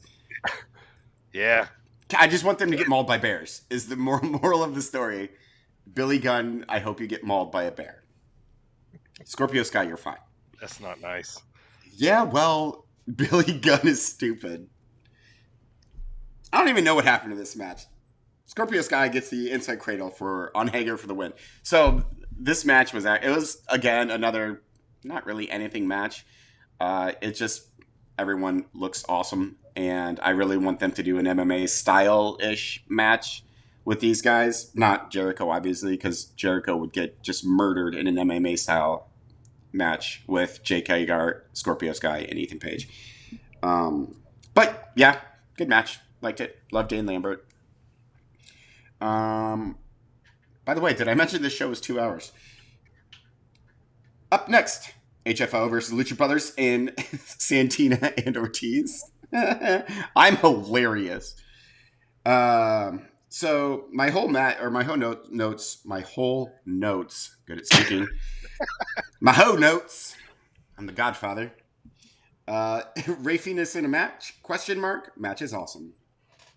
That's really all I needed to say about this match, because otherwise, again, it's a spot fest. There was one point where Matt Hardy tries to cut Ortiz's ponytail off, which was silly, and Orange Cassidy they're going to have a hair versus hair match at some point. And Matt the Barber Hardy? Yes, Matt the Barber Hardy. Matt the Barber Hardy. The Booty Man. So the end of the match is all the moves are hit on what's his name? Mark Quinn. Is that how you pronounce it? Mark Ken. And the Lucha Brothers get the win. Obviously, Spot Fest, which is fine. So on and so forth. Up next, Anna Jay versus Penelope Ford. Penelope Ford gets the win with breast knucks. Moving on. Yeah. Penelope. So really, really quickly, the main event. Again, I feel like this show had so much packed into it in a 2-hour time period. It was amazing. Yeah, so it's It's Minoru Suzuki and Sir Murderhawk versus John Moxley and Eddie Kingston. So Working face. yes, which speaking of tweeners, John Moxley is a perfect example right there. Everyone just wants to see, Suzuki and Moxley go at it again, because they're so awesome. And this is another beat the shit out of you for 12-minute match. Yeah. Homicide comes out. Hooray, Homicide. And Moxley's he's tied up, and Homicide comes out and frees him. This is just a brawl. So the finish of this match. Homicide's Eddie Kingston's mentor. Yes. So it was cool that Homicide came out. I do like Homicide. Yeah. Jeez. So Eddie Kingston puts Sir Lance Arthur in a garbage can, and then beats the shit out of the garbage can with a kendo stick, Right. and then gets the pin. That's Awesome. that's the end of the match. Yeah, the pin was I love the bashing spot. Put it over the head and then just crank Just beat the shit out of it. It was great. So that's how Rampage went off the air. It was good nothing match. I want to see Suzuki and Moxley again. I don't think we will. Badass week in AEW. It was unbelievable. Yeah, Unbelievable. It was awesome. And All right, that's let's flip what I got. switch here. Primo, you're going to run by. The next one in line would be Sunday night, the WWE Yeah, I'm gonna go down the card real quick. Extreme Rules pay-per-view. We're going to go down the card here. Yeah, Where was that's- Extreme Rules, by the way? Where's it held? Hell. Held. On the internet. Ugh. Let's see. I have no idea where it was. That's a good question. I always like to know where so we know what crowd. Nationwide in Columbus. That's right, because it's Alexa Bliss's home. Oh, that's right. Columbus, Ohio here. Okay, here we go. Extreme Rules. Run All by. right, I'm just gonna run down so we can get this out of the way. Yep. Liv Morgan beat Carmella on the pre-show. Sure. In a random match, The New Day defeats Lashley, AJ, and Almost. Nice. That was Yeah. I was watching Extreme Rules. I was like, wait a minute, what? Yeah, I know, right? Yeah, it's weird. That wasn't announced. It was out of nowhere. The Usos retain their tag championships versus the Street Profits. Good match. Yes, Yes, it was a agreed. great match. I like Really that great one. match. I enjoyed this. Probably my favorite of the night, honestly. Damian Priest defeated Jeff Hardy and Sheamus to retain the United States Championship. Now that one was not too bad either. Oh I really like that I match. was say this. I was was saying probably Damian Priest is starting to kind of turn me a little bit. Thank Me you. too. Thank you. He's growing on me. I wasn't going to rub it in on you, but I was going to ask you guys. Honestly, I was going to ask you guys. I had a note written down right here. Just ask if y'all's mind has changed a little bit about him, because he looks really good here. He did. Yeah, He's getting over, kind of. You know what I mean? yeah. I don't like the Archer of Infamy thing. It doesn't make any goddamn sense. But yeah, I'm becoming more. I'm getting more and more on board with Damian Priest, especially when Jeff Hardy is there, putting him over, which was really cool. But an alter ego of somebody that's a demon makes sense, but an Archer of Infamy does Yes, I don't see what the I'm problem going to is. pull Balor on you every time you Well, poop you on see, my guy. you see, host. He's an actual demon, Okay. whereas it's not like Damian Damian Priest has a bow, or No. he just goes like that. Like, So if it's he not. was really like shooting targets and nailing on bullseye, you'd be like, oh. Oh yeah, absolutely. I'd be like, Archer of Infamy, right there. I like that. In NXT, I liked it a little better because he did the one above him. I kind And of the Flames. yeah. I like how What? that. I mean, I don't know he where had it goes after that. I think It it's, just disappears. the nickname is just the mannerism, I guess. Yeah. if he had a real bow and arrow, he could tag team with Sword Boy. No, Well, Yeah. I'm glad y'all are I turning a little bit on him. He deserves it. I am. So, Yeah. so I saw somewhere. Speaking of Sword Boy, I saw that, and don't get me wrong, big fan of Drew McIntyre. Me But too. I saw somewhere that he said that if he doesn't eventually hit somebody with that sword, it's all going to be a waste. He just points at people with it now. I know it does. Anyway, So yeah, Damian Priest retains again. It was a pretty good knockdown triple threat. But then we have Had me thinking, the Jeff, man. real quick though, had me thinking Jeff was going to win for some of those spots. I'm like, Jeff, Yep, me too. and I was like, They I let would him have put been. on I a would have been show. okay with it. I would have Oh had yeah, no I problem. half expected it, to be honest. Yeah. Just because of the massive outpour from the fans here recently. Mhm. yeah, I mean, Talking but shit I about the always way they're booking him. if you want to get a guy over, a longer reign always equals that for me. Take a title off of him quick. It looks like a, quick little transitional champion type deal. So the fact they left it on him gives him more clout. So I like it. Right. So moving on, SmackDown Women's Championship. We had the man Becky Lynch versus Bianca Belair. Featuring Oh. special guest enforcer Becky Lynch's camel toe. It was all over the fucking match. No, just me. I'm the only one who saw that because Yeah, it was I right didn't- there. Like, I didn't see it. Did y'all, Shay or I did not see that. go watch the when Or Bianca replay the Belair camel toe. picks her up at the end of the match before Sasha Banks come out. It's just there's ninja I also foot. didn't watch it on my 4K TV. I watched it on a computer monitor. Okay, that might have had something to do with it because it's just moose knuckle. There's moose knuckle right in your face, and I'm gonna pause for a moment here just in case you need to cut all this nonsense. No, it's fine. Ninja foot. It's fine. Just a Moving ninja on. foot. So Becky Lynch retains after interference by none other than the returning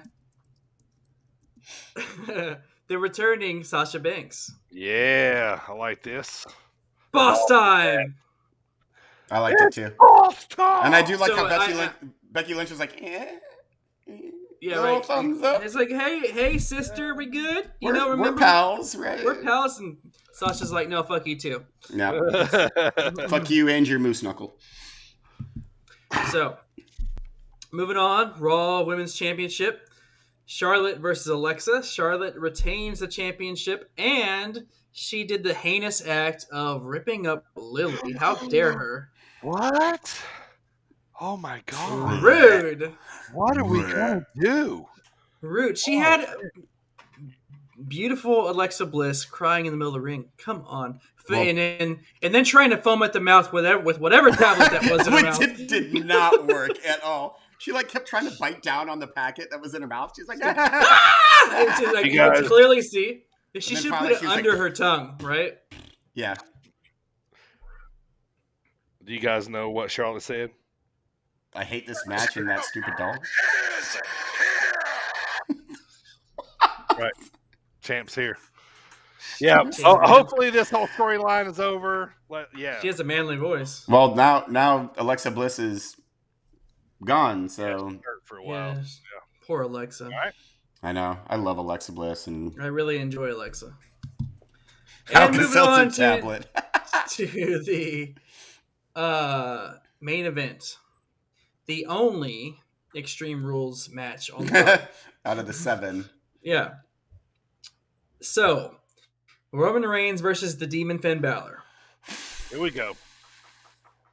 Roman Reigns retains. He defeats Finn Balor after Finn Balor pelvic thrust or whatever he was. It flops like a fish on the He was ground. flopping. He was fish flopping. He was fish flopping.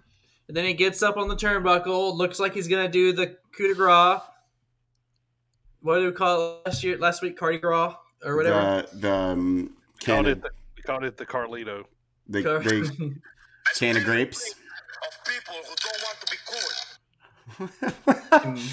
So- I actually watched a Royal Rumble today with him in it. So as he's about to do the coup de grace, the turnbuckle mysteriously breaks. Act of God happens, and So- the same guy who just took a bump to the outside of the ring is suddenly put out by a bump that Mm-hmm. put him on 2 feet. Right now. So Yeah. here's my question. So after the match, Roman Reigns is like looking up at the heaven, at Jesus, as it were. Sure. Is Jesus a heel? Because Roman Yes. Reigns is the bad Because guy. I gave Roman permission to go ahead and point to the sky. He was actually pointing to me, but Why were you up? Like, but he like thanks. He like looks. He's like, "Thank you, God." And God's like, "Okay, I'm a heel. Well, God Fuck you, said Finn Balor." Primo as the tribal chief of the show. You're fired. So it's only Reigns now as the original tribal chief. But I Uh, wasn't surprised. Like I thought it would be kind of a little bit of a schmozzy ending. It was fun.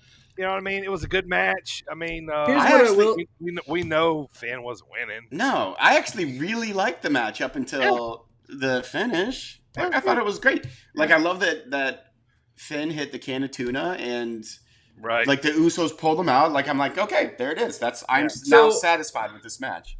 what I will say, it was creative. I'll give them that. Well, it's like they forgot that they're no longer in the pandemic era where they could have like cinematic matches. So they like booked a cinematic ending for a regular match in front of a live crowd, which did not work one single bit. Yeah. By the way, they claimed the Demon had never been beaten. He has been. Samoa Joe beat him. Samoa Joe beat him. Yep. Glad you guys knew that. Yeah. However, That match as is great. I didn't think about this until I listened to Busted Open, and you're welcome, Busted Open. That's $10. $10. They said that Bully Ray basically explained it perfectly, and that was that they aren't acknowledging NXT championships right now, right? No. So they're not going to acknowledge NXT history right now. Smart. Really stupid, but smart. Well, not a bad pay-per-view. It was a B pay-per-view, so I wasn't expecting I'd say a whole lot. Wasn't much. I didn't expect anything to happen.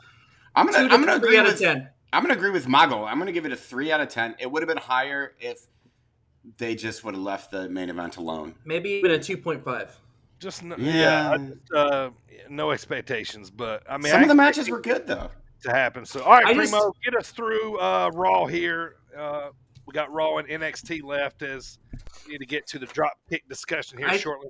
I just on that note, on the Extreme Rules thing, I just think that they need to drop the gimmick pay-per-views and go back to pay-per-views where if we have a story that builds up to a gimmick match, then we have it. If we have a story that's so intensely turned into a blood feud, then we can get put them in a Hell in a Cell at a random No Way Out or whatever.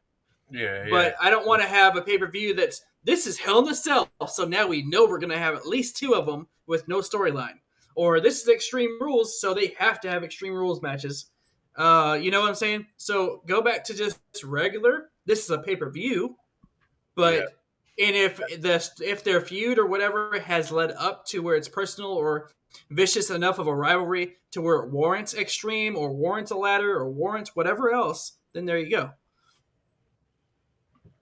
But yeah, not having any Extreme Rule matches was not very Extreme Rules. Yeah, go That's back to the my regular names that's my rant on that. like Payback and Cyber Tuesday. Those kind of. Cyber Tuesday was always good. I like those actually. Taboo right. Tuesday. Tuesday in Texas. Tuesday, yeah. All right, let's get to Raw, Primo. Raw, Let's get Monday to Night it. Raw in Cincinnati. Big E So- comes out off the bat. Yep, Raw recap.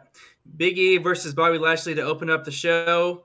During the match, Cedric and Shelton come out in their Hurt Business attire. I mean, actually, I popped for this. Hurt Business is back, baby. Yeah, I like it. So the New Day comes out and starts brawling with Cedric and Shelton and causes the match to stop due to DQ. However, Adam Pearce comes out and says this will not end like this tonight, and says that Big E and Bobby need to compete to see who really is the bigger man or the better man once and for all, without anyone else involved. Therefore, they'll face off again later in the night inside of a steel cage. So now we move back onto the other parts of the show here real quick before we get to the main event. Angel Garza clips Eric's wings from Viking Raiders as he defeats him one-on-one. Yep. So Angel Garza's getting a push. Yep. Akira to so they had Reggie and Ricochet were in the ring doing an actual 24/7 match, This was and great. during yeah, I it like was good. I mean, it was great. All kinds of flippy shit. Yeah. Um, so basically, they were going flip for flip, and then they spilled to the outside of the ring in the 24/7 freaking peanut gallery, charged and attacked them all, which caused all of them to run away, and then eventually it led to Akira Tozawa being in the middle of the ring, and he said that basically he wanted an open challenge, and none other than Keith Bearcat Lee shows up and answers that open challenge. Were they saving So, him for Cincinnati because Cincinnati's the Bearcats? This is is his it? Bearcat Yeah, gimmick. Yeah, I was. maybe. Yeah, I don't know. Just if it just seemed like too ironic to not happen. You know what I mean? It's like they thought he would get a big pop being the Bearcat. I guess you know. Yeah, I don't know, man. I don't know. I don't know. I'm gonna wait and see how it goes. I'm not sure. He has the big the claw strike across the Like, the the yeah, outfit. like the wolves used to have on their chests. You Yeah. know? Yeah, Woo! Yeah. yeah. So That was wild. anyway, Bearcat makes short work of Tozawa. Bearcat. Yeah, Bearcat. Sounds like an old school name though, doesn't it? It does. Bearcat Yeah. Keith Lee. Bearcat Keith Lee, baby. Um So we had a championship rematch. Damian Priest face off against Sheamus in a one-on-one match for for his championship in a no disqualification match. It had to end via pinfall submission inside the ring, but there were no rules. Brutal match. Actually was kind of good, but Damian Priest retained. Yep. I mean, this match uh, was stiff, but it yeah, was it was real pretty stiff. good, Yeah, man. it was Pretty pretty good. good. Yeah, I liked it. I think it's their best match yet between those two. That's just me. So Charlotte has an open challenge, and it's answered by Dewdrop. Doo, doo. Eva Marie comes out in the middle of the match and causes Dewdrop to lose. Charlotte lays out Eva Marie afterwards. After the commercial break, Eva Marie says if she would have answered the challenge, then she would be champion right now. Then she says she can beat anyone in the locker room. Stupid Eva. So then Shayna Baszler comes out and chokes her out for running her mouth. Then she stomps Eva's arm just like she did to Nia's as the crowd chants, "One more time! One more time!" to hopefully get Shayna to bust up Eva Marie's arm one more time. Yeah. She did refrain though, because had she given in, they're trying to make her heel, and had she given in to the crowd, that's Yep. Yep. how Doing what she how wanted. She wanted to, man. You could tell yeah, she she was kind did. of smiling a little bit. So Wow. Goldberg speaks via wow. Bearcat. I was waiting to do that when I was. Bearcat Keith Lee. You missed the whole Bearcat segment. That's all right. Goldberg speaks via satellite. He says he's going to. Bearcat sounds like. I'm gonna He kill says you. he says he's going to hurt Bobby Lashley real bad, cowboy. Put your hands on my boy. Yeah, and that's basically the whole gist of everything he said in a nutshell. Goldberg is going to hurt Bobby Lashley. All right, cool. Yeah. All right, next up. During the main event, we have the continuation of the match earlier, which was Bobby Lashley and Big E in the cage match. Well, Bobby Lashley's already in the ring. Big E is getting into the ring, and before Big E can get into the ring, Bobby Lashley attacks Big E and beats him down around ringside, even hits him with a steel steps. And then eventually Bobby Lashley makes his way back into the ring. Big E is then able to reach down and find the strength and fortitude to defeat Bobby Lashley like the champion he is. Then, to close out the show, we have Sword Boy coming out and pointing his sword where it don't belong to close out the show. No, Drew McIntyre.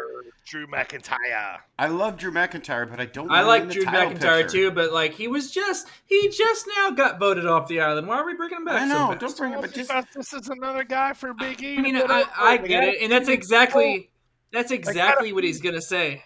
Yeah, That's what Balor had to be fed to Roman. That's what he's we gonna got to do. say. Yeah, I couldn't go against Lashley, but now I want my title back. But why not? Why not Seth Rollins? Feed him Yeah. Seth Rollins. Or I think Seth they Rollins don't. gonna Oh last yeah, season. so okay, Yeah. before we move on to the dropkick discussion, that's the Raw recap. That's the whole WWE recap. By the way, recap over. No, it's Another not. little side. We got NXT. Slow down there, cowboy. Oh yeah, I forgot that I'm not doing that this week. So Yeah. I got one more thing about Raw. Go ahead. I just wanted to say, what are your predictions for big draft moves this week? I think McIntyre goes to SmackDown and feuds with Roman Reigns. Do you think? I think it would be a good time for. They gonna flip flop champions? I was thinking that too. I was thinking that they I would would like flip that, actually. the championships again, like they did back in the day with Batista and John Cena. Roman's so good on SmackDown right now, man. That's basically moving that whole And I- storyline to Raw. And that's another thing too. I was thinking either they move Roman to Raw or Rollins to Raw. One of the two. I can see Rollins. I don't think they're going to move Roman because that's the Fox show on Friday night, and if they shift Roman off of that, then they've got nothing. That's another thing too that I haven't talked about before is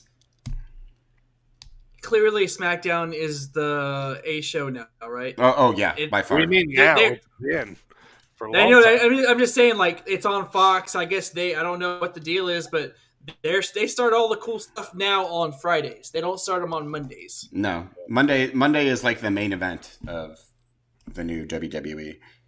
Here's my line of the night from Monday Night Raw. I don't know if you guys caught this. Corey Graves, Byron Saxton was talking, right? Corey Graves goes, Saxton, you should try one of Matt Riddle's gummy bears. And Saxton no sold it. He said, no thanks, I'm not really into sweets. Okay, that's pretty good. I thought it was so good. All right, we'll move on here. NXT, I'm doing NXT this week quickly. Live from NXT 2.0 from Orlando, Florida. Right off the bat, Roman Reigns and Big E comes out and they start fighting each other. I'm just kidding. Total joke because they're on every damn thing. So Yes, they are. yeah, just total joke. Rightfully so. Yeah, I know. What else do they Funny. have? All right, so opener, B-Fab versus Elektra Lopez. And if you're just joining here, that is basically Hit Row versus El Legado. And what they basically do, like, go ahead.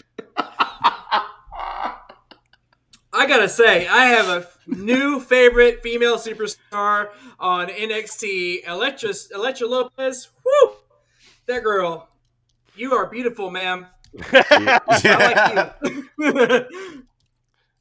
I mean, she's no Becky Lynch, but she'll do. If you're That girl thick, okay? She's Is no this a Becky good Lynch's spot? ninja foot, but she'll do. Is this a good spot for a Lucha? But I will say, I was surprised because I quickly changed my attitude about Elektra Lopez because when they came out, I said, "Oh, what's Carmen Sandiego doing here?" You gotta find her. Where in the world is she?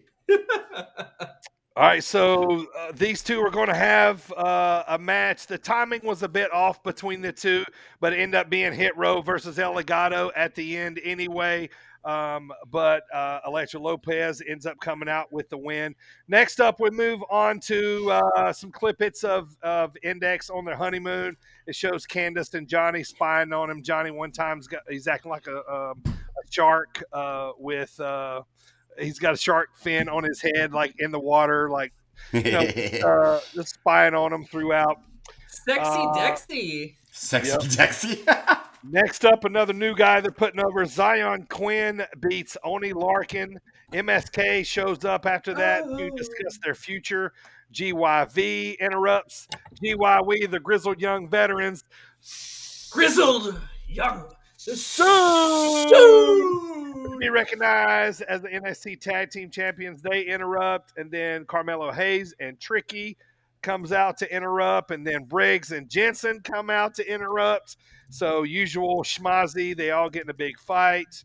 There's your tag My team. boys standing tall. MSK standing tall. Keep it up, guys. Toxic Attraction next up versus Stark and Io Shirai for the tag titles. It was a very flippy match, but Stark and Io they retain. Next up, Braun Breaker a promo on Ciampa, and then Ciampa a promo on Braun Breaker. Said Uh, shit. but yeah, big time Scott Steiner vibes with Braun, man. Yeah, it's uncanny. So next up, Andre Chase. Who did he wrestle? Chase University. Really quick, I have to say goodnight, Bear. Good night, Bear. Okay, there. Continue. Good night, Bear. It's my nephew. He's going to bed right now. So Andre Chase wrestles Boa, who comes out, and every time they say her name, Mei Ying, I think of Mei Young. Mae Young, minus the sex trafficking, of course. Next up, Boa wins the match on Andre Chase, who is doing the Andre Chase U gimmick. Next up, Roddy Strong defeats Grayson Waller. Kyle O'Reilly defeats Ridge Holland post-match. That was for the Cruiserweight Championship, by the way. Between Which no one even. Von Wagner. Yeah, it was for the Cruiserweight Championship. Von Wagner. The main Von event. Wagner. Raquel Gonzalez versus Frankie Monet. Now, we had some almost wardrobe malfunctions here with Raquel, but she ended up retaining. At the end, Toxic Attraction comes out, which is Mandy Rose and her such a terrible name. Toxic new faction, and they return, attack Frankie, and then they circle around Raquel, almost kind of NXT style, like the original. So then they attack her. Mandy stands tall over her with the belt as the show goes off. So pretty decent NXT, not too bad, but yeah, you can tell the ratings are down. It's just a little bit a different vibe. Things are different there. So, all right, let's move on, guys. Let's get going here. The rest of the show, our drop kick discussion of the day today is our top 5 big men, heavyweights of all time. This is just any guy that you considered a big man, a heavyweight, the guys that were, the bigger fellas, the hosses, the bigger fellas, those of girthier carriages. Yeah, all those guys back. So we're going to rate our top 5 here. So let's get started, as this is actually our last top 5, boys, for a while. So this is going to be fun.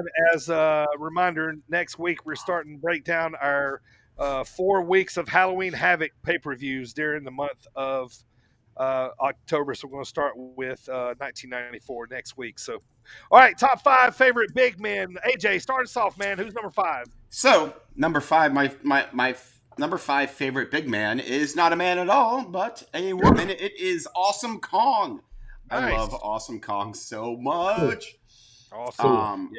And she was Awesome Kong in TNA, correct? What was she in WWE? It was Karma. Was it Karma? Yes. Karma. Yeah, very good. I liked her then too, but I especially loved her in TNA. She was just, her facial expressions were always so great. Like, she's always like all snarly and she was on Glow too, right? Yeah. That's another reason why I like her so much. She was on Glow. Yeah. You got to see a different side of her, that's for sure. Yes, cool. Yes, you did. And when she showed up in AEW, like, obviously she's only there, once or twice, which made me sad. But I loved Awesome Kong. I loved watching her do big lady things. Like, she was a good big man. Yes, she's like this. Like, Nia Jax, go study Awesome Kong and learn how to be a proper heavyweight. Don't just sit there and scream about your pole or whatever that entire thing that she did was. Also, don't hurt people. Like, just don't. So Awesome Kong's number 5 for me. Love her. Primo, number 5. So my number 5, it kind of makes me sad because Nia Jax is my number 5. Lies. I'm just kidding. All right, number Choke 5. on your lies. Number Simpsons reference 5 for you. is the creator of the Punjabi prison. It's Great Khali. No, it's You know, not. I don't No, know it's why not. you say the things you say sometimes. No, it's not. We know you too well. Listen He's- up! Escúchame! Listen to me! Haha! The Samoan bulldozer, Umaga, is my The number 5. Samoan bulldozer. Wait, Oh why my did you say God. escúchame in Spanish when That's Umaga what is Samoan? what's his guy used to say. But Yeah. he's His, Samoan. his It's not manager. Spanish. It's, Armando oh yeah, that's right. Alejandro Estrada. He spoke Estrada. Spanish. That was pretty He would good. say "escúchame" and then listen to me. Escúchame. Hey, he was on AAW just like last year. He was Fatu, right, Adam? When he was Fatu for a little while. Oh yeah, was that Want to him? say MLW? Yeah, that's Wait, But him. yeah, so Umaga was with Fatu? no, No, Umaga's not No. alive. I was Armando. very like they're holding up like an Umaga like corpse. A poster cutout. Like, are they Armando weekend at Estrada. Bernie? Are they doing a weekend at Bernie's with Umaga? Armando Estrada was with Fatu there, so Right. So Makes more sense. Yeah. So my number 5 is Umaga. He was awesome. I mean, he was Yeah. great. How could you be that shape and move that fast? Yeah. It was pretty Yeah. impressive. And and I just loved his viciousness. And for a while, I was like, who could beat this guy? He was the one of the first people I saw do the thumb. The thumb in the pie. Yeah. Yeah, thumb in the pie. All right, So Adam. die. Adam, let's talk about your number 5, man. Who you got? For some reason, when I think of big men, I kind of think about older wrestling. Okay. Me too, man. Me too. Yeah, Oh, so- me too. I'll- I'll get to that too. yeah. So my list really gravitated towards that. My number 5 was Bam Bam Bigelow. Oh, wow. Okay. Yeah, Nice. Almost made my list. You Yeah. get pen clicks. he was young me going to the video rental store. He would pop up often in there. He he was on all the big programming when we were younger. He migrated to ECW where he was very relevant and was in a lot of big moments from the going through the ring and going through the ramp and throwing Spike Dudley into the crowd. Yeah. His gear is as iconic as it gets, I think. Yeah, It's up. It's certainly up there. for sure.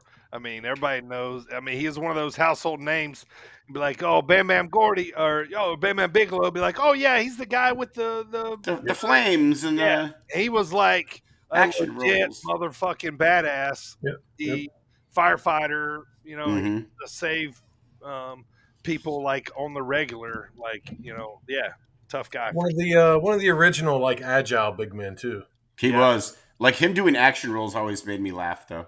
I don't know why, because he could do them so well, Yeah. but he was 350 pounds, like doing an action role. It was, And it was he helped LT through a main event of great. He did. Yeah, I mean that too. he headlined at WrestleMania, so Sure, yeah. even if it was not one of the better WrestleManias, but yeah, sure All did. right. My number 5. Let's go back to the NWA a little bit, boys. Now you might have to Google this one, but this guy always stuck in my head. The Barbarian. Okay. Oh, I know. I love the Barbarian. All right. So the Barbarian, he was an '80s wrestler. He kind of had a little bit of the Road Warrior gimmick. He had the black tights, the boots. I always remember him with Paul Jones. He didn't never say much, but when he did, it was kind of like a berserker type. Mhm. Huff, huff, huff. He'd be doing. Huff. But anyway, Huff. he'd have like this paint just like up under his eyes. Anyway, I was scared to death of this dude when I was little, man. And but the older I got, the more I watched him wrestle. He was a big time heel. He was one of the first guys I ever seen do the throat slit. Mhm. I was like, oh my God, he's gonna kill this guy for real. And he would he was always thought he had the best shoulder tackle, the shoulder block. Yeah, Yeah. I remember Like, that. small things you remember, right? But Yeah. he was like he was another guy like Adam talked about being agile as a big man. He couldn't talk on the mic for shit. Nope. He was in the tag team with the Warlord. Powers of Pain. That's how I Powers of Pain. Powers of Pain. That's how. There you go. What didn't he? They had Fuji, right? Yep. Yeah, we'll say that's Okay, probably that's how I remember him. you I know saw him them. there. I So. saw them. I saw them wrestle like a month ago, man. Yeah, I Wait, saw him really? wrestle Black Label Pro like 2 years ago. Yeah, Wait, Yeah. This was, Warlord, they were on the Warlord and indie Berserker are both still alive. we might Warlord have and Barbarian. or Lord Or Barbarian. Barbarian and Warlord. Yeah, are they still- teamed. They teamed with Warhorse. Yeah, and Yes. Danhausen against Nick Cage and the Second Gear Crew. yeah, Wow. they didn't do much. Let's put it that way. They didn't do No, much. how Oh, are they they were even awesome. still alive? Those No, roidy they're- fucks. No, they were awesome, man. Like they did a spot where Nick Gage held Barbarian and let fans chop him. Awesome. Yeah. That's great. I'm glad you guys know who the Barbarian is. So that is Yeah. my number 5. AJ, let's round out number 4 here. Let's go. Well, we just went over him. My number 4 is Bam Bam Bigelow, the beast from he's from New Jersey, but All right, all right. so we Asbury Park. all yeah, right. Asbury He is. Park. So we actually Joey talked about him a Janela lot territory. in the last couple of weeks. We talked about him a lot because of what his flames, like he saved kids from Yeah. burning buildings. I mean, yeah, he was in jail once or twice. Like, who hasn't been in jail once or twice? I mean, I've never been in jail, but anyways, he Yourself. he was just agile. He was awesome. I liked him better as a babyface though, because he had like great babyface fire. Get it? Ba-ding, bong, bing, bong. But yeah, Bam Bam Bigelow was my number 4. I loved him. I still love him. I will go back and watch Bam Bam Bigelow matches and think they're shit because they were 30 years ago. But for what at the time they were awesome. No, man, there's stuff that still holds up. Like Yeah. with, like, Maybe not with Funko LT, Rumble. but What'd you say, Adam? One that stuck out in my head for some reason was Tatanka, from the Rumble and one of my most hated. whatever that was. What was that, like 95 probably? Yeah. Something like that. yeah. Yeah, what that? No, stop the Tatanka yell. I actually have a Tatanka yell. That's That's so weird. Lord, why do you just have that? Is it to mess with me? Oh, by the way, really quick, Moggle's number 5 was Earthquake. Moggle's number 4 was Big Van Vader. Primo, number 4. Number 4. So he clearly made an impact on people today, or not today, but over the years. And he was also very agile for being a big dude, a tall dude. He was tall, more like a tall and taller type guy. And that is Brody Lee. Nice. Huh, interesting pick. Nice. I guess I would consider him a big man. Yeah. Now I'm kind of mad. Oh, at this. absolutely. Yeah, he's definitely a big dude. Brody A Lee, big dude, yeah. and he can lay a drop kick. Sure. He's a big guy. Like, Yes, Sure. he could. A good drop kick. Too. Yeah. Awesome, yeah. Who did you say Michael's number 4 was? Big Van Vader. It's time! Love it. Adam, number 4. Let's go. The Big Boss Man. Nice. Yeah, Ray Trailer. Hell yeah. I do Yeah, love the Big love Boss it. Man. Big Boss Man. The Big how Boss about- Man. The original gimmick was agile big man again. Yeah. Back to my youth, and how awesome was his entrance music? It was yeah, great. yeah. He used to do like inside crescent kicks. He's like 6'10", doing Yeah. like crescent kicks. Like, But- what are you doing? That spot where he would like run and slide out of the ring and run around the post and jump in the ring and run the Yeah, rope. Yeah. He was spry, he was Yeah. sprightly. Although Nice. I did hate him when he was with Hakeem because I hate Hakeem. Like stop it, Hakeem. Not a fan of the Twin Towers, are you? No, I No? was not. I mean, I love Boss Man, just not. Well, you are Hakeem. by yourself because everybody loves Twin Towers. No one does. That's a lie. You're a liar. All right, my number 4 is a Bam Bam, but it is Terry Bam Bam Gordy. Yeah. UWF is where I saw this guy wrestle for the first time. This was probably pre-Freebird era, maybe just as he was in the Freebirds. But man, had this guy stayed on Earth longer, probably would have, had a lot more recognition. He was the wrestler's wrestler, man. He was big and smooth, agile. He could wrestle for power. He could wrestle for finesse. I just, I love watching Bam Bam Gordy matches. And basically him versus a mop, I would watch. And he Yeah. he was that good, man. So if you haven't watched any Bam Bam Gordy, go look him up, man. UWF champion, I believe, for a while. Tag team champion with the Freebirds forever. Freebirds Adam, versus Von Erichs, man. yes, Freebirds versus Von Erichs all day. Yeah. yeah. There you go. That's all you need to look up right there, and you can see what Bam Bam Gordy was about. So, all right, here we go. Let's go top 3. AJ. Sorry, I'm looking up Terry Gordy stuff right now because I've heard of Terry Gordy, but I've never actually seen him or anything. So number 3 for me, oh god damn it, Michael, is the Undertaker. Thank you very much. I agree with my. Rest.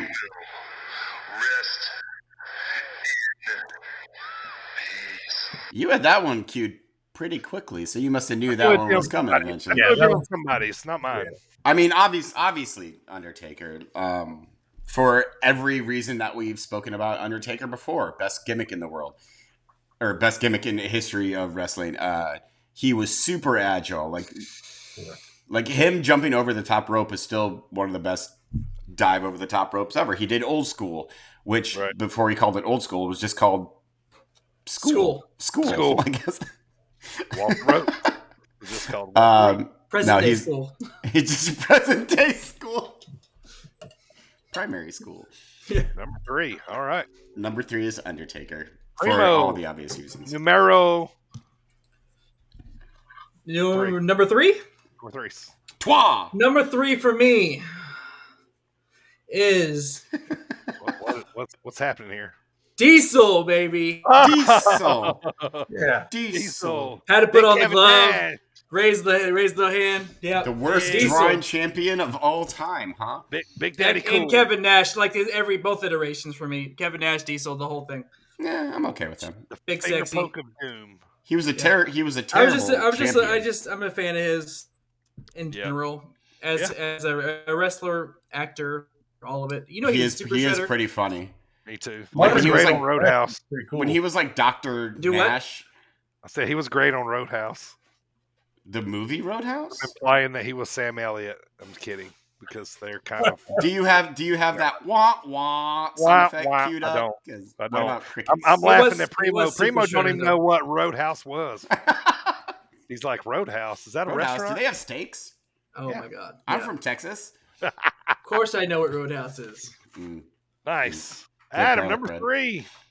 Yo, I also had the Undertaker at 3. Nice. Okay. Hey, 3 of us have Undertaker at 3. Yeah, so we've said a lot already. Longevity. We talked about the agility. The first 2 Hell in the Cells were Taker. The HBK matches really stick out from Mania. They're Yeah. all time stuff. Yep. And I loved how bizarre his debut was. With Buddy Love? With Brother Love, but Brother Love, yes. he was a random mystery partner in a 4-on-4 Survivor Series. Survivor Series. Yeah. Yeah. It's like they didn't know what to do. Let's just stick him in here. I remember Roddy Piper was on commentary for that. And he was like, "Wow, look at the ham hock." It's like, Yeah, look at the ham. fucking Yeah. what? Yes. My number 3, I agree with Primo. I got Big Daddy Cool Diesel in there. I love, from the cranking up of the truck, even though how cheesy it was. But I loved him in every gimmick he ever did, anything. So I love Diesel. All right, I'm interested to see our top 2 here. AJ, top 2. Here you go, number 2. So Mogul actually already mentioned my number 2. It's Earthquake. It's John Tenta. So when you think of like shouty big man promos from like the late 80s, early 90s, Earthquake is like the epitome of that to me. What Where he you- one like, that had where the he mark just- on his tights? Yeah, well, when he was in WCW, when he was Shark, he had like and when he pulled it up, the shark looked like it was biting. But he would bounce back, and he would do like the Brock bounce, and he would be like, "Oh, I'm gonna go out there, Hulk Hogan, and I'm gonna be," and he would just be a big fat sweaty guy shouting his promo, and I loved it. And then when he got to WCW, he got even worse because he like put like a fin on his head and he painted his face, and he It was was he with Typhoon. They were the natural disaster, the natural disaster, aka the Shockmaster. yeah, with Tugboat. I'm guaranteeing you that Tugboat makes no one's list right now. But also, John Tenta, a couple more things. He was a lovely guy in real life, according to all reports. John Tenta makes nobody's list but yours, by the way. He was on Muggles. And also, he was an actual Moggle. He was an Yes, actual brother. Yokozuna in Japan. He was a sumo wrestler, and he's awesome. I will have no one speak otherwise, ever. He's awesome. Shout Primo, big man number promo. 2. I shall call him number 2. Number 2 for me is I grew up with him, just like I grew up with the number 1 on my list, but he is the mayor of Knox County. He's also the Big Red Machine, Undertaker's little brother, the Devil's favorite demon. Anymore? Gee, he's got a lot of he's- nicknames, don't he? Yeah, he does. Anyway, it's Kane. You forgot Corporate My King. God, it's Kane. Yeah, it is corporate Kane. Too. Uh, I've liked Kane forever. In fact, whenever he unmasked, how old? This is 2003 time frame when he unmasked, right? Mm-hmm. Around that time. I was actually like 14, 15 years old, and unmasked Kane scared the shit out of me. He was an ugly man. Compared to actual Masked Kane, because Masked Kane was cool. You know, he did the whole "freaks are cool," man, like with Mm-hmm. with the hurricane and all that. But so anyway, Unmasked Kane when he first got unmasked and went insane and burned Jr. I was like, dude, this guy's scary as fuck. Yeah, right. I know. But anyway, Kane is my number 2. I think he's awesome. And he's so cool. Kane is also Moggle's number 2 over there in the chat. Adam, who you got number 2, buddy? I have Vader. Oh, it's Do it. time. Do it. Do it.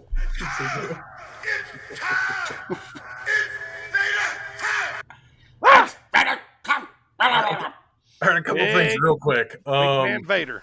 One of the best squash workers ever. Yes. Watching him murder jabronis is one of just Stiff hop as on stiff, hop on the computer and YouTube some Yeah. Vader murdering people that signed up for He shit. was not a soft worker with enhancement He talent. he probably caused a lot of guys not to go to wrestling school. Yeah.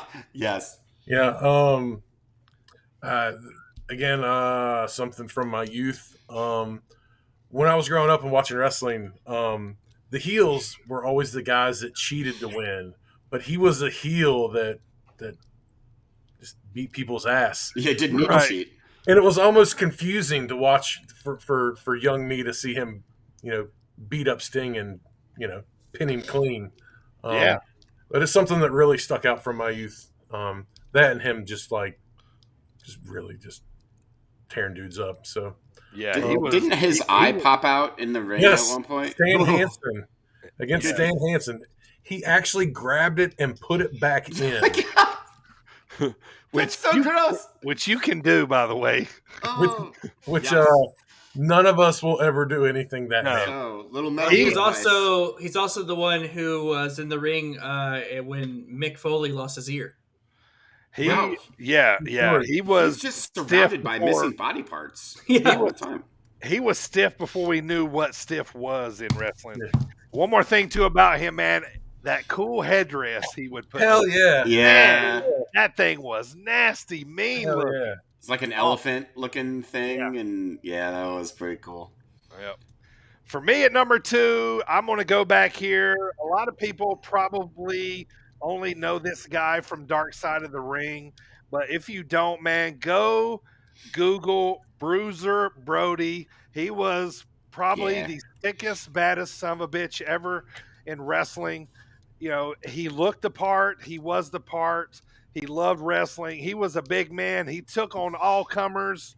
He wrestled in places where a lot of people would die. You know what I mean? And he was crazy enough to do it. And for me, like like he was just the epitome of a big man back then of the style. He was known Japan, United States. Should have been a way bigger star Puerto than he Rico. was. We know what happened to him. But what'd you say, Adam? Yeah, just throwing in Puerto Rico.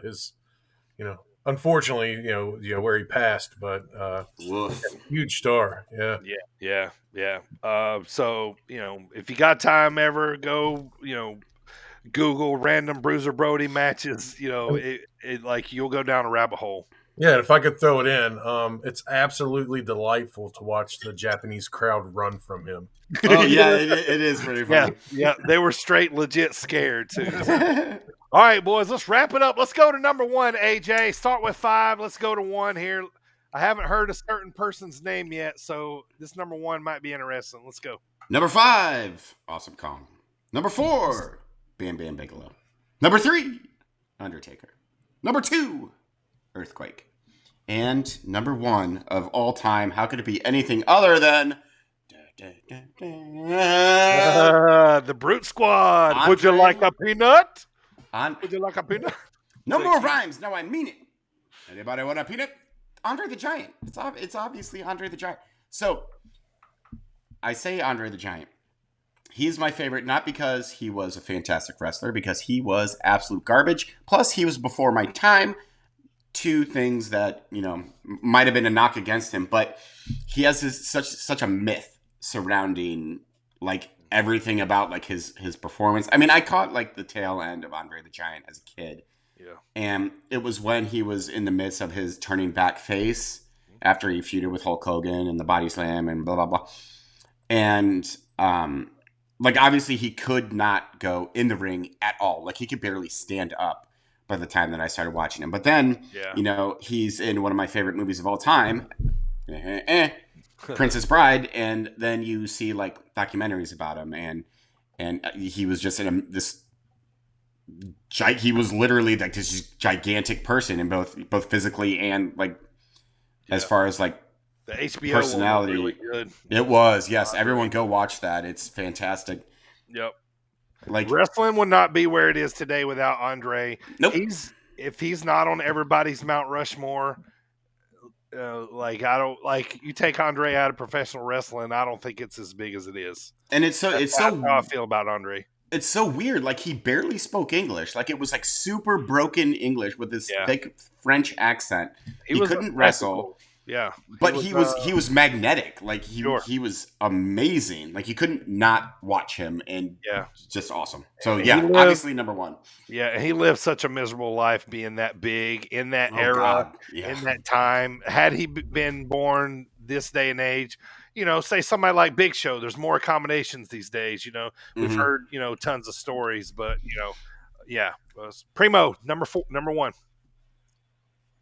My number 1. We'll go number 5 to 1. We have Umaga. Number 4, Brody Lee. Number 3, Diesel. Big Sexy, Big Daddy Cool, Kevin Nash. Number 2, Kane. And number 1 for me is Giant Silva from the Oddities, also known. Nobody even knows who that is. You never seen the Oddities before? Yeah, I know who that nobody is. remembers. He actually fought in Pride Fighting once. How did he do? He lost. Yeah, he lost. He lost. Lost horribly. Yeah. It was an embarrassment. He's also known as Gigante Silva. But my real number 1 is The Undertaker, player. So, I mean, everything's already been said about it. Thanks for ruining my number 1, you marks. You're welcome. Adam, who you got number 1, buddy? I'll run down the list real fast. Yep. 5, Bam Bam. 4, Boss Man. 3, Taker. 2, Vader. Number 1, surprise I hadn't heard his name. I've got Yoko. Yoko. Yeah. Nice. A whole lot of the same stuff that I that I said about Vader. Watching him murder jobbers. It's a true love of mine in pro wrestling. Is the murder of jobbers. Right. Just watch And, enhancement talent get absolutely destroyed. Adam sends me videos all the time of guys botching in. We always call it if Adam had been a wrestler, and we always add some to the list. It's like one of the best things ever, man. But yeah, me and Eric and my buddy Matt, yeah, we've been sending those around for 3 or 4 years now, I yeah, think. yeah, So, yeah. But yeah, that's Yoko. sure. Yeah, and he was around for a bit. His tag team with Owen was maybe a bit underrated. They had a lot of fun stuff. But yeah, it's and and staying, especially earlier Yoko, he moved so well for a guy that was unreasonably big. That was 600 pounds by the Yeah. end of his career. Yeah, Yep. yeah. Was it? Was it on Peacock? They had the Peacock! Undisputed thing. It was. He was on the one of the Icons episodes. You're right. Yeah, I think it was. Yeah. Yeah. That was pretty good.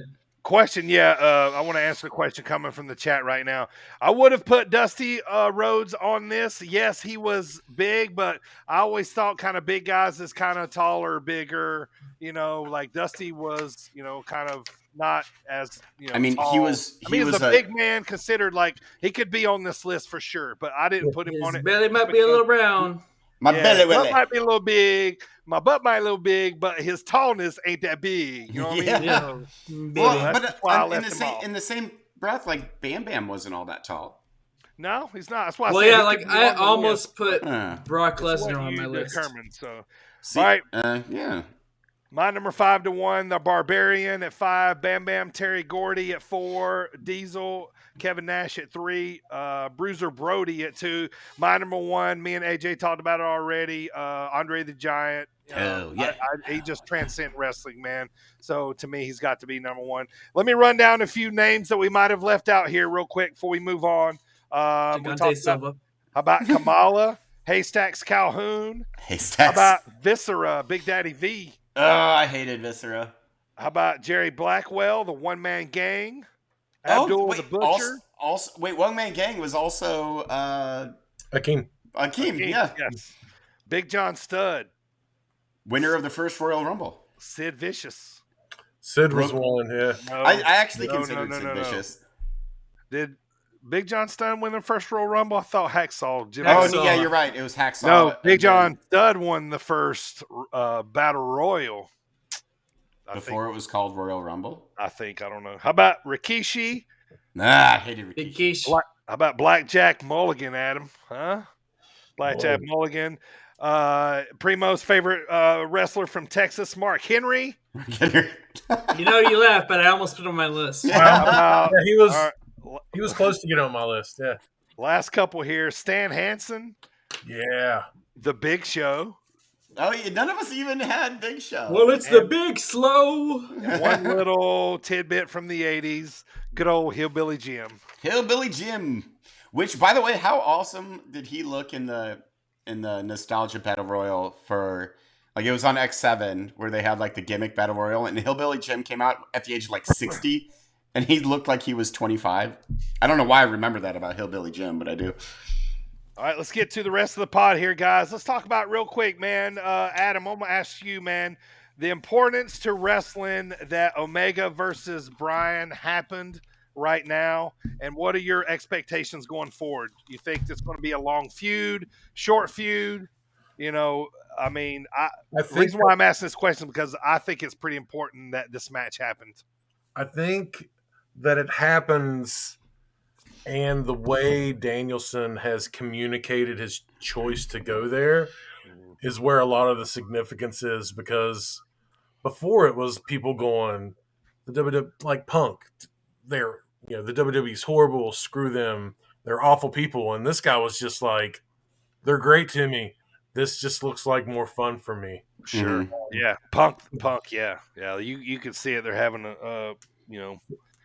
So they're- for Danielson to be on the other page and say, you don't have to hate him to come here, I think that is very relevant. yeah. For it being the dream match of dream matches that I don't know, a year ago we didn't think we would ever see, Mm-mm. for it to be on free live TV, for a dream match to deliver, um, at all is huge. Let alone deliver, like AJ said, is that the match of the year? Um, it is just delivering tenfold on every reason why wrestling is hot right now, and yeah. And you guys want to jump in real quick on that? AJ, go. No, I Yeah, it's agree. a podcast. You can just talk. You don't have to hold your I, breath. well, I don't have anything to add. He said it better than I could have, so I'm just going to agree. All right, well, Yeah, like look at what he said. I'll let you kick this one off then, AJ. Do you like the Bloodline versus the New Day storyline? And do you think it's just to get more attention on Roman and Big E going at it at Survivor Series? Yes, and I think that's where it's going to culminate. And they need to do something, obviously, because like we were talking about last week, like Roman and the Bloodline, it's all still awesome, but it's in real dangerous territory right now of becoming stale. And if you throw New Day in there, which are never stale, and it's a reunited New Day, and there's the added bonus of Big E having the WWE Championship, like that's going to make it feel fresh again. So I think it's very like even if Roman doesn't have a title match coming up, like he doesn't have a title feud, I think this is the best thing that they could possibly do for him and the Bloodline right now is just put him in a non-title feud with the New Day, and I think it'll be great because I would love to watch that for the next 2 months. I'd be okay with it, and then have it culminate at Survivor Series. Plus, it gives They're adding the Hurt Business in now too, so that we might have a little bit of. another. Yeah, I like it though. I like it. I do too. All right, boys. Oh, sorry. Go ahead. Go ahead, Primo. I was just gonna say my problem is that I like both of them so much. I do too. I'm a big fan of the New Day and a big fan of the Bloodline. I've been a fan of the New Day since they started, and I've loved the Usos, and obviously my favorite champ has been Roman forever now, and as for instance, since we've been asking who our favorite champ is, but it's for me it's like a hard decision. Who do I want to win this? Yeah. The culmination. So. Right. Yeah, because you want to kind of see both. I want. Another thing too is I don't want Big E's run to be cut short ever. I want them to give him a real run. Me too. Yep. Yeah. Not be a transitional champ. Like I don't want him to drop the title until it's boring for him to have the title. If that makes any sense. Like I don't mean that in like a bad way. Like when you're like, oh, okay, maybe it's time for somebody else. Yeah, it's time now. Yeah. Yeah. Well, Dark Side of the Ring was a little better this week, and which I mean better, like as in we didn't hear too many gross stories. This as one in who was all better? about who better than Canyon? I remember Canyon from WCW. A lot of Me people too. remember Mortis. What were your thoughts on this episode, guys? I think that it was. A lot of people, most people spoke positively. What I thought was the crazy stories that come from James Mitchell. The Sinister Minister, how he would just be. Well, I mean, obviously, when he was telling the stories, I was like, man, obviously bipolar, because he'd be talking about how because he was one of the only ones that knew that he was homosexual or in the early days, and how his paranoia would get the best of him, and he'd be like, did you freaking say something, or anyway, and beat the crap out of him. Yeah, I think the lisp bothered him a lot, because he probably would have been a hell of a wrestler, and Well, he was, like, and I mean, on the mic. Hell of a wrestler in the ring. Yeah, he was innovative. Yeah. Like he came up with some of the offense that we see today. I loved Mortis. I thought it was.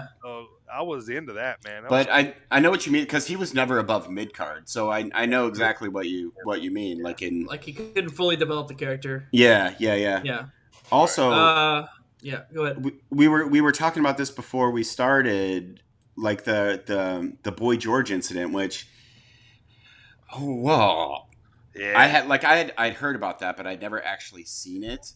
like the Yeah. actual incident that they were referencing, and it's gross. Don't go back and don't Google the actual Boy George incident or anything like that because It was a bad.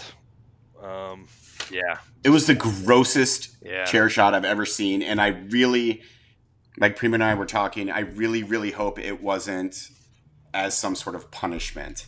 yeah. That Taker did that, like some, because obviously he was the locker room judge or whatever the Right. fuck you want to call him. So hopefully he wasn't meting out any kind of punishment because I don't think I can handle that knock on Taker's character. So yeah, but don't go watch it. It's a gross chair shot.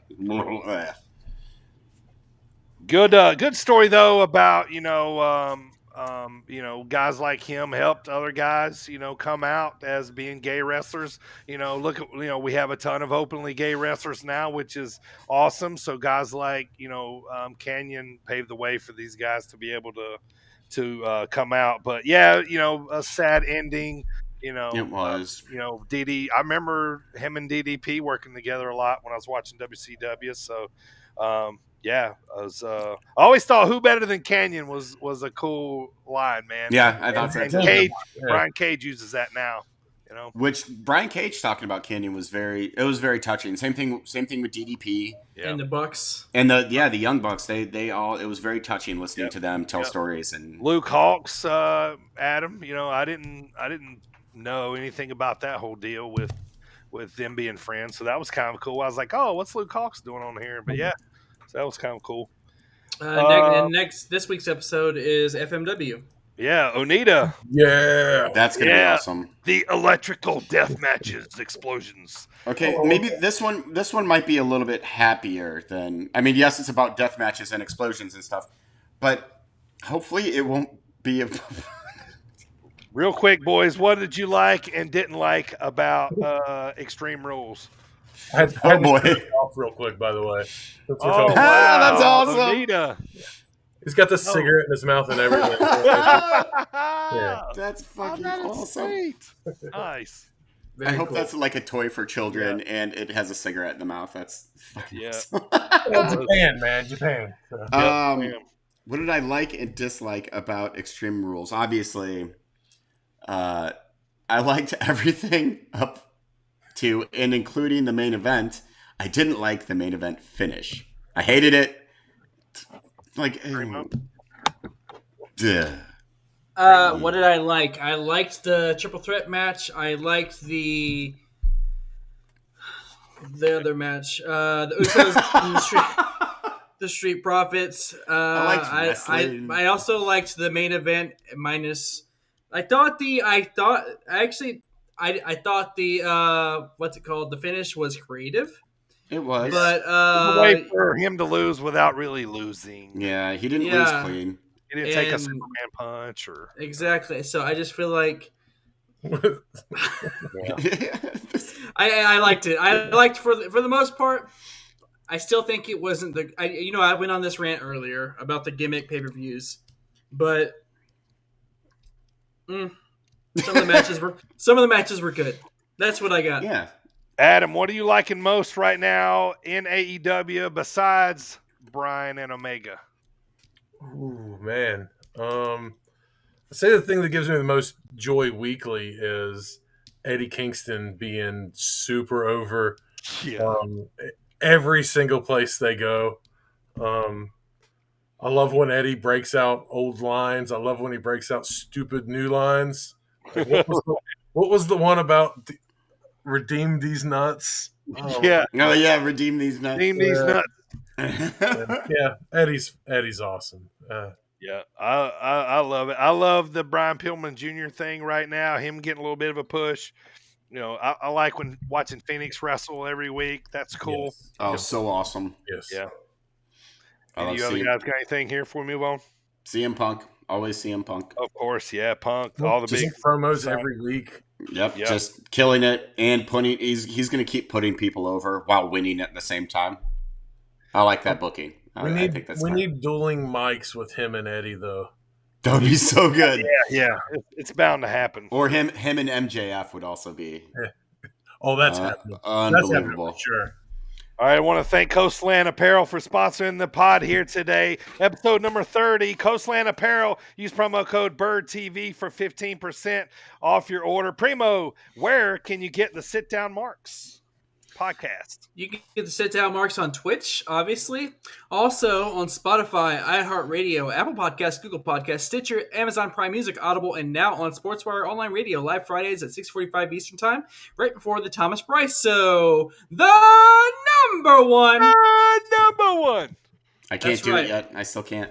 Don't forget to give us a 5-star review if you love the pod. Download and follow and share on all your friends. If you don't, AJ is gonna play "Ass Man" by Billy Gunn at your front door. On a On kazoo. repeat. And he's going to do it in a slingshot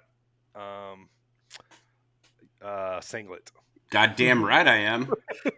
Banana. All right, hammock. real quick, boys, before we get to St. Louis Anarchy here, Banana hammock. what can other promotions do? I don't mean just WWE, like to compete with AEW right now with all these free agents that they are signing. I mean, Nothing. Bray Wyatt is the biggest one out there right now, but you know, Just be exciting, be creative, and be exciting. storylines. In yeah, of course. I, In the end, wrestling's one big soap opera.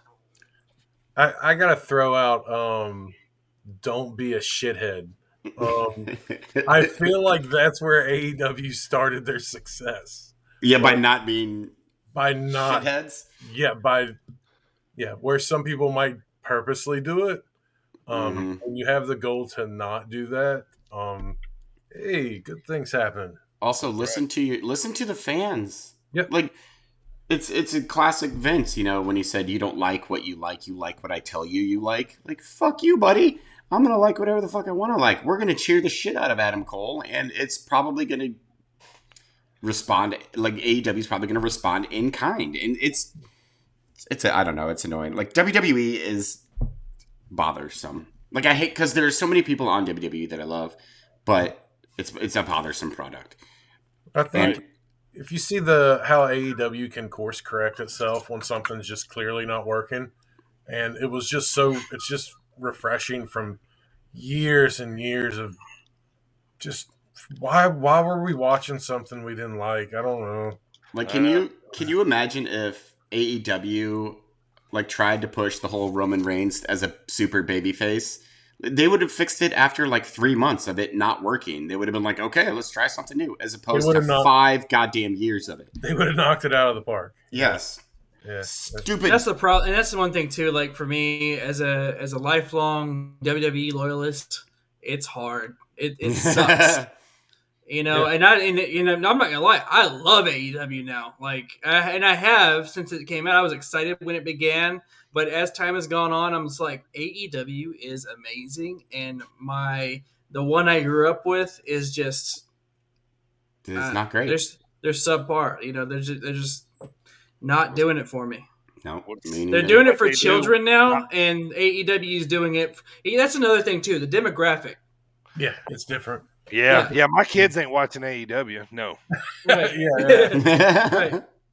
Maybe they So, should be. Then. all of us that grew up, like for No. me, I was teenager through Attitude Era and Ruthless Aggression, and now I'm as an adult person. I want to see, I don't want to see freaking patty cake and shit like that. So You know, All right, we we gotta- Alexa Bliss have a fucking doll named Lily. All right, that's enough WWE bashing, boys. Let's move on here to St. Shinsuke- Louis Shinsuke's Anarchy great, though. wartime here. Let me run over the card. We were Yeah. front row in Granite City, Illinois at St. Louis Anarchy last Friday night. First of all, man, I like the venue, man. That was cool. It was outside the pretty Elks cool. Lodge, you feel like you're outside, but you're still inside, kind of covered. So I thought it was cool. I'm looking forward to going back there. October 22nd is their next card. But let me just run down what happened that night, and then we'll talk about our favorite match. Davey Richards defeated Everett Connors, which this was the rematch from the last time they wrestled. So Davey is up now 2-0 on Everett. Kenny Alfonso defeated Craig Mitchell. Derek Neal defeated Thomas Shire. Planet Williams defeated Davey Vega. Calvin Tankman defeated Kevin Lee Davidson, KLD. And then Mr. St. Louis Anarchy himself, Gary J, defeated Ricky Shane Page. And Jeremy Wyatt kept the Gateway Heritage title in a fantastic main event versus Daniel Makabe. Favorite match of the night, boys? Well, wait, did you mention what's their names? Billy Sky, Billy Starks. No, I and didn't because I couldn't remember all of their names, so I didn't. It's Billy Starks and Bovine University. Another Simpsons reference, right? Jake, in the premiere, Jake Durden and Soup Campbell. Yep, Soup Campbell, Bishop. Yep. Thanks for calling me out on the one match I left out. Well, I have to mention it because I loved it. Like, oh, okay, that was your favorite. Like, I kept calling them Bovine University because I didn't know they're. I'm going to Bovine University. But I like that match a lot. But obviously, it was the main event because I'm a Daniel Makabe nerd, and I had no idea going in that it was booked as a pure wrestling match. Did you guys know that was the stipulation going in? I actually did, yeah. It was pure rules only. How did I not know that? Yeah, I don't know. It was, yeah, I did know that. I don't know, didn't think about it. But yeah, that was a great match. I also loved Gary J and Ricky Shane Page. That was my first. Page is the guy that's been wrestling Big Show here the last week or so on Dark and. He said the bump into the chairs was bump in the chair. Yes. Oh my God, that was so gross. Guard. I didn't. He basically Ricky Shane Page. He had Gary J, and he basically threw him on like 2 rows of chairs that were stacked together. Like I think he cleared the first 2 rows. Yeah, he cleared the first row and took out the next 2 rows behind it. It was gross. This was a really awesome card. I loved all these matches. They had ring trouble. They kept taking out. Oh my God, the ring! You know, it added to it. Heel. Yeah, I was a nervous. I know. They kept taking out slats of the ring and going on. I kept thinking, yeah, people are going to get hurt here. Adam and I were sitting there, and just every time like someone would take what was the big Haas match where the Tankman KLD. Oh my God, yes! Every time they did anything, Adam and I would both be like, yeah, oh God, they're gonna go through it. They're gonna die. Don't die. It's gonna It's drop. like a nervous parent. Yep. The that ring was a really heel that awesome night. Card, man. I had fun. Looking forward to going back. Alex Zane, awesome. They announced for October 22nd as well. Yeah, looking forward to going back, man. So kudos to St. Louis Anarchy, man. Awesome show. Yeah, it was a great show all the way through. It's already up on IWTV. Mm-hmm. Sure is. Yep. Yeah. And it was also what 3.5 hours long, and it went by like that. It did not seem like it was 3.5 hours long. Live shows to me always go by so fast. Like yeah, that's true. But there were so many good matches. So there really were. There was nothing that overstayed its welcome either. I definitely noticed that drug on. Yeah. Well, the guy behind us that kept yelling rock things that wore out its welcome pretty quickly. There's always that one guy, people's elbow. Shut the fuck stunner. Up. Yeah. Fucking Mark. Yeah, that was great though. It was a great show. AJ, talk to me, man. What's going on the pod next week? Next week. Oh my God, excuse me. I choked on words. So, apart from our usual recaps and reactions and all that good stuff that you come to this podcast for, next week, the return of Promo School with Razor Ramon. We return with Squared. Oh, see, I'm talking over your sound bites. Wait, go ahead. Do the sound bite. Do it. Do the sound bite. So we have Squared Circle questions returning. We have the return of music class, which I'm very excited about because music class is awesome. And our dropkick discussion. We don't do a typical top 5 list. Now we're starting with the Halloween Havocs next week, and I'm so excited. We're going to break it down what happened on those, which kind of became a flagship pay-per-view for WCW. So should be fun next week. They are the best kind of nonsense. Every Halloween Havoc is just the best because it's probably the worst. All but right, it's awesome. so last week was a big week in the UFC, so we started doing something fun here. AJ, not a UFC guy, we had him pick the top, the main event card, and he ended up going 3-2. Hell yeah! Look at me going. You Good lost the stuff. first two, and then you finished strong. You got the last Yeah. three right. So you're a 3-2 heading into this weekend, which is another card. So we're going to add to the total here. So if you're Hell ready to yeah. make your picks, let's go. I'm ready. We give him last names only, so he don't know shit. So Nope. I know a Lad, goddamn thing. Lad versus Chasen, Lad versus Chasen. Serkinov versus Jocko, So the first match, I'm gonna go Lad, obviously. Second match, I'm gonna go Jocko, obviously. Oliveira versus Price, What's the? Oh, those aren't funny. Oliveira. Holland versus Dawkins. Are any of these women's matches, by the way? I think this one is. Let's go with Hollis. No, I mean, what were they? Holland or Dawkins. Dawkins. And then the main event, Santos versus Walker. Santos versus Walker. Well, let me think about this for a second. Santos sounds like he can punch. Walker sounds like he can also punch. That is so accurate. They're just two crazy people fighting. I'm gonna go with They're Santos. both gonna do stupid shit until somebody falls.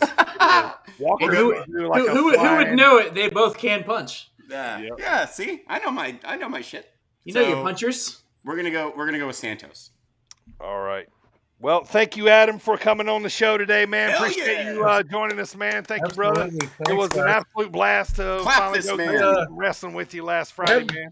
I had one thing to add. All right. Real quick. Our local minor baseball team, Okay. it was the West Virginia Power.